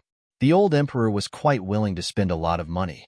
The things he sent were either gold or silver, and there was also a large chest of jewelry. There was also a large pile of coral and jadeite ornaments. Ning Xuema made a rough estimate. These things added up to around 30 to 40,000 taels of gold. It was 2 or 3 times more than the 10,000 taels of gold she asked for. It was already considered very generous. However, the old emperor was also very calculative. If she entered the palace as an imperial concubine, she would need to bring enough dowry. She did not have any other relatives in the palace, so the things he gave her would most likely have to be brought back to the palace. As expected of the emperor, he really had a good plan. But to scheme against her, Ning Xuema, Nyang Nyang, these servants will take care of it. Nyang Nyang only needs to be a beautiful bride in 3 days. The 4 palace maids left behind by Eunuch Lu came forward, wanting to take care of the gold, silver, and jewelry. Ning Xuema raised her hand and stopped them. She lightly said, "The 4 of you have just arrived and do not understand the rules of my Marquis Jingyuan's household. There is no need to trouble you." "Uncle Zhong." Old Zhong immediately stepped forward. "This old servant is here. Bring some people to exchange these gold and silver for banknotes. Send the jewelry to the storeroom." "Yes." Old Zhong agreed and immediately brought some people to carry the chests. The 4 palace maids looked at each other in dismay. The leader stepped forward. "Nyang Nyang, His Majesty ordered us to prepare the dowry for Nyang Nyang Nyang. If she took all the things away, what would they use to prepare the dowry?" Ning Xuema smiled. The dimples on her cheeks were like intoxicating wine. "Then you can go prepare it yourselves. Try to make it look as good as possible and make it as sumptuous as possible." But Nyang Nyang took all these things away. "We servants are unable to prepare them. Did His Majesty say that we must use these betrothal gifts to prepare the dowry?" Ning Xuema asked back. "That is not the case." "Then it is. Since these things were given to me by His Majesty, then I have absolute control over them. I can use them however I want. You have no right to say anything." Ning Xuema's small face became cold. But what about the dowry? Let's make a salad." Ning Xuema's eyes slightly curved. "Whoever gave the order for you to buy the dowry, go find that person for the money. Don't even think about having any ideas about my things." Old Zhong was very efficient. In just a few moments, all the boxes in the hall had been moved out. Although the 4 palace maids knew a little bit of martial arts, it was obviously not enough in front of the guards brought by Old Zhong. Besides, they didn't dare to really take action and snatch it. In their anger, they hurried back to the palace to report. Lu Hinti was reviewing memorials in the imperial study. He first listened to Eunuch Lu's report. Eunuch Lu was very reliable and eloquent. He reported all of Ning Xuema's reactions and words in detail. Lu Hinti nodded slightly. He thought that the little girl would show an unhappy expression. After all, she was now very close to the crown prince, Ji Yunhuang. In her heart, she might even have thoughts of becoming the crown prince's consort. He didn't expect her to agree so readily and like it so much. Of course, even if she didn't agree and didn't like it, she couldn't go against the imperial edict. However, to be able to agree so readily made Lu Hinti look better. At least that little girl is tactful. She knows when to advance and retreat. Or maybe she knows that she is a good-for-nothing and doesn't deserve Huang Er. So, it's good that she can find a higher branch to marry. For a weak and lonely girl like her to be able to marry into the palace as a consort, she must have burned incense for 8 lifetimes. One had to know that when the daughters of many officials married into the palace, they were only nobles or something like that. It was a few ranks lower than a consort. At least he didn't let her father down. Besides, he wasn't old. He was only 43 years old. Because of his body's magical power, he didn't look old. He looked like he was in his 30s, which was the age when he was full of charm. Perhaps that girl really did have feelings for him. He couldn't help but look at the bronze mirror in front of the imperial table. The bronze mirror reflected a handsome face. His eyebrows were like swords, his eyes were like phoenixes, his nose was like a gallbladder, his lips were square, and there was a slight beard at the side of his lips. It made him look even more handsome and dignified.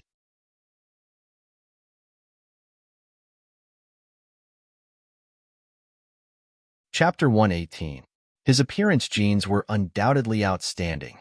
Otherwise, he wouldn't have given birth to a bunch of handsome sons. Although his appearance wasn't as outstanding as Ji Yunhuang's, he was still considered very handsome. Otherwise, he wouldn't have so many beauties in his harem falling for him. Even when he went out incognito, there were still 16 beauties who became lovesick because of him. Therefore, that little girl being able to marry him as his concubine could be considered climbing up the social ladder. Head steward Lu looked at Lu Hinti in horror as he looked at himself in the mirror. For a moment, he couldn't figure out what the usually cold and arrogant emperor was thinking.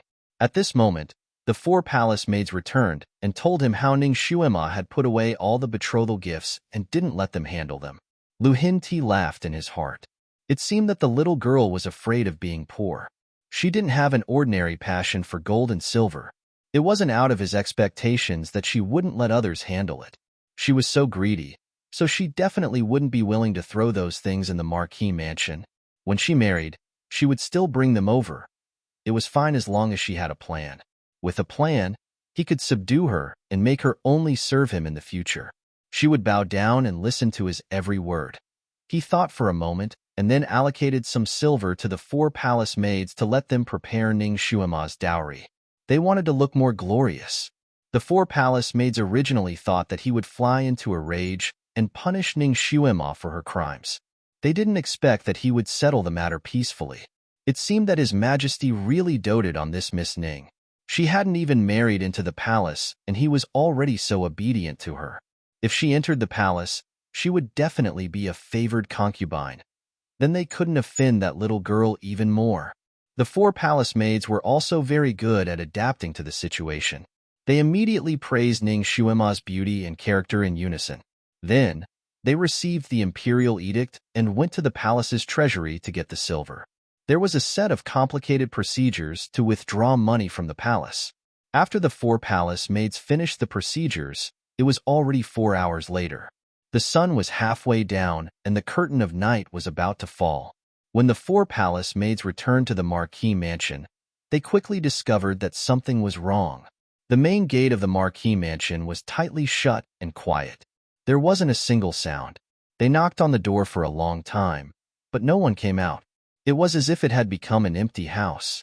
After all, they were quite knowledgeable.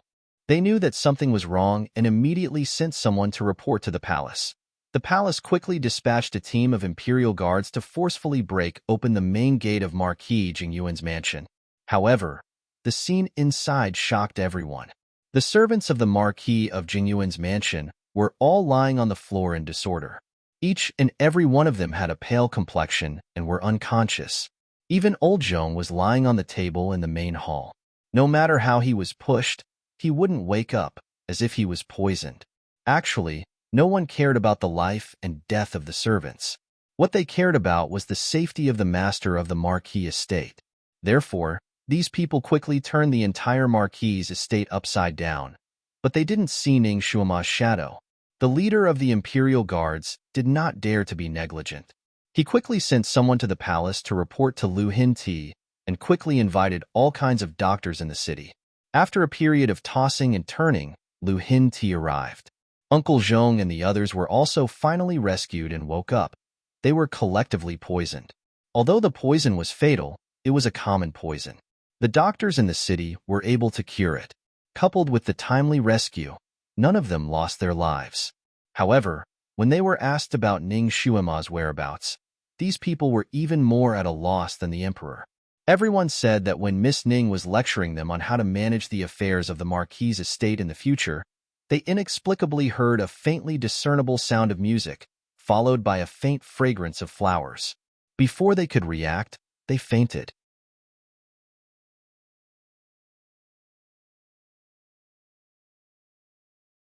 Chapter 119. Lu Hinti's face was as gloomy as water. That girl most likely ran away from the marriage. He, the emperor above millions of people, was actually forced to run away from his marriage by a little girl. If this were to spread out, where would he put his face? This was simply too shameful. He was afraid that he would become the laughingstock of the continent. That daring girl, did she not know that running away from the imperial family's marriage was a capital offense? After old Zhong finished his confession, he also cried on the ground, "Your Majesty, my family's young miss must have been kidnapped by a strong person. That flower fragrance was probably the poisonous gas released by the strong person. That's why we were poisoned, and the young miss was kidnapped. I pity her for being a lonely and helpless girl. I don't know where she's suffering right now. I beg your Majesty to send people to find her as soon as possible. I pity the Marquis for having only one daughter. I originally thought that she would receive the Emperor's appreciation and be conferred the title of Imperial Concubine, reaching the heavens in one step. Who would have thought that she would encounter such a thing?" He wailed and kowtowed. The officials and Imperial Guards who came with the Emperor were all moved. At this time, Lu Hinti could only push the boat along with the current and conclude that Ning Xuema was kidnapped by a strong person. After all, saying that she was kidnapped by a strong person would make the imperial family's face look better. Fortunately, whether she ran away from the marriage or was kidnapped by a strong person, it could be considered as having a deeper stain on her record. The former was disobeying the imperial edict and was punishable by death. The latter was ruining her reputation. Regardless of which explanation it was, she could no longer marry the crown prince, Ji Yunhuang. He also had a good explanation for his son. However, knowing that the other party ran away from the marriage and still couldn't pursue the matter, Lu Hinti felt as if he had eaten a fly and was extremely unhappy. He really wanted to kill everyone in the Marquis mansion as a warning to that girl. But that girl, in order to escape, did not hesitate to use a fatal poison on everyone. It was obvious that she did not care about the life and death of these people. Even if he killed all of them, that little girl wouldn't be sad at all. Instead, it would make him seem too cruel. Besides, if he were to take his anger out on the innocent, it would be easy for the common people to gossip and impeach him. His breath was stuck in his chest, and he didn't know whether to spit it out or not. This was the first time he had tasted such a cowardly feeling that he could only swallow his broken teeth. He took a deep breath and suppressed the unhappiness in his heart. He asked about the time when Ning Xuema went missing. Old Zhong, on the other hand, told her everything he knew. He said that Miss Ning was afraid of losing the betrothal gift given by the emperor, so she only left behind 1,000 taels of silver. The rest of the betrothal gift was exchanged for banknotes and was kept by Miss Ning. Because young Miss was happy to be conferred the title of Imperial Concubine, she gathered everyone together and wanted to celebrate together. Unexpectedly, while young Miss was lecturing them, they were ambushed. It has been more than 2 hours since then. Lu Hinti secretly clenched his fists in his sleeves. 2 hours was more than enough time for that girl to escape the city. His eyes slightly flashed, and he immediately ordered the entire city to be locked down and martial law was imposed. He ordered people to search for Ning Xuema's whereabouts. Naturally, The people outside the city would not be let off. All the roads were searched, orders were issued one after another. The imperial army, the provincial government soldiers, the Yaman's bailiffs, everyone who could be used was sent out. Because Ning Xuema had a large amount of banknotes and other items on her when she went missing, there was a possibility that she was robbed by someone who was jealous. Therefore, everyone who had grievances with the Marquis mansion was searched.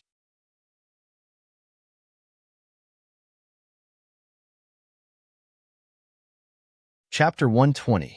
Old Zhong knelt on the ground and kowtowed to express his gratitude, but he was silently praying in his heart, "Miss, take care. I have already done everything I can. I will do my best to take care of Marquis Jingyuan's residence. We will wait for your safe return." Ning Xuema wore a beggar's outfit and squatted in a corner. Looking at the soldiers searching the streets, she didn't even have the strength to curse. What was a mistake in 100 plans? What was a careless mistake?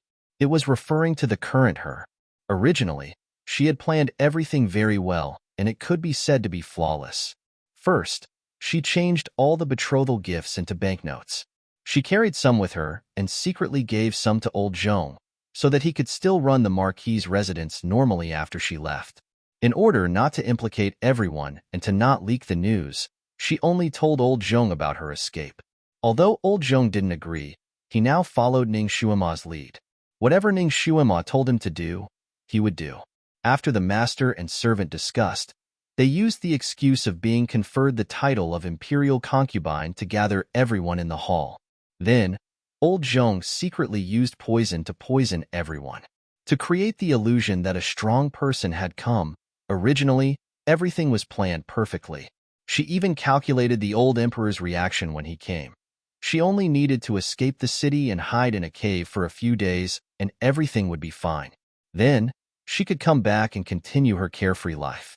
But she didn't expect that in a moment of carelessness, when she drugged everyone, she also inhaled some poison powder. Her original body was almost invulnerable to poison because of the constant exposure to poison, but this small body couldn't. It was actually very sensitive to this kind of poison. Although she took the antidote in advance, she still felt dizzy. She forced herself to disguise as a beggar and ran out of the Marquis's residence. However, the poison in her body began to act up. She forced herself to run to a secluded place and sat down in a corner of a small alley. She used her internal energy to force the poison out of her body and unknowingly fainted. She had been unconscious until now. The sky was already dark. Teams of soldiers were searching the streets, causing chaos and chaos. Every city had its dark corners. There were many beggars on the streets, and there were also many who were sleeping by the roadside. Therefore, no one paid any attention to her when she slept on the street. Even when two groups of people passed by her, they didn't notice her. Ning Xuema had secretly sneaked to the city gate to take a look. The inspection at the city gate was extremely strict. Children around the age of 10, regardless of their gender, were the main targets of the inspection. Not only would they verify the appearance of the person in the portrait, they would also let the hounds come forward to sniff the scent. It must be said that the efficiency of the imperial family was quite high. In just a short while, her portraits were plastered all over the city gates. These portraits were quite skillful and looked like oil paintings. They were 70 to 80% similar to her original appearance. And Ning Xuema's disguise technique was not as miraculous as it was said to be. If she were to use a human mask, she could just smear it, pinch it, and fix it. She could even create someone else's appearance. If they didn't look carefully under the light, they could still fool them. However, she didn't have a human skin mask with her now. Tu Yidao's face had been discarded because she found it disgusting. Therefore, her current disguise technique was only to darken her small face a little, make her eyes a little smaller, and draw her mouth a little bigger. It was still somewhat similar to her original appearance. You're tuning in to the Romance Rendezvous YouTube channel. We're so grateful for your support, and don't forget to subscribe to join us on this incredible journey through captivating stories. Your generosity through donations truly makes a world of difference, as it's the primary source of revenue that allows me to expand and enhance this channel for you. Thank you from the bottom of my heart for being a part of this adventure.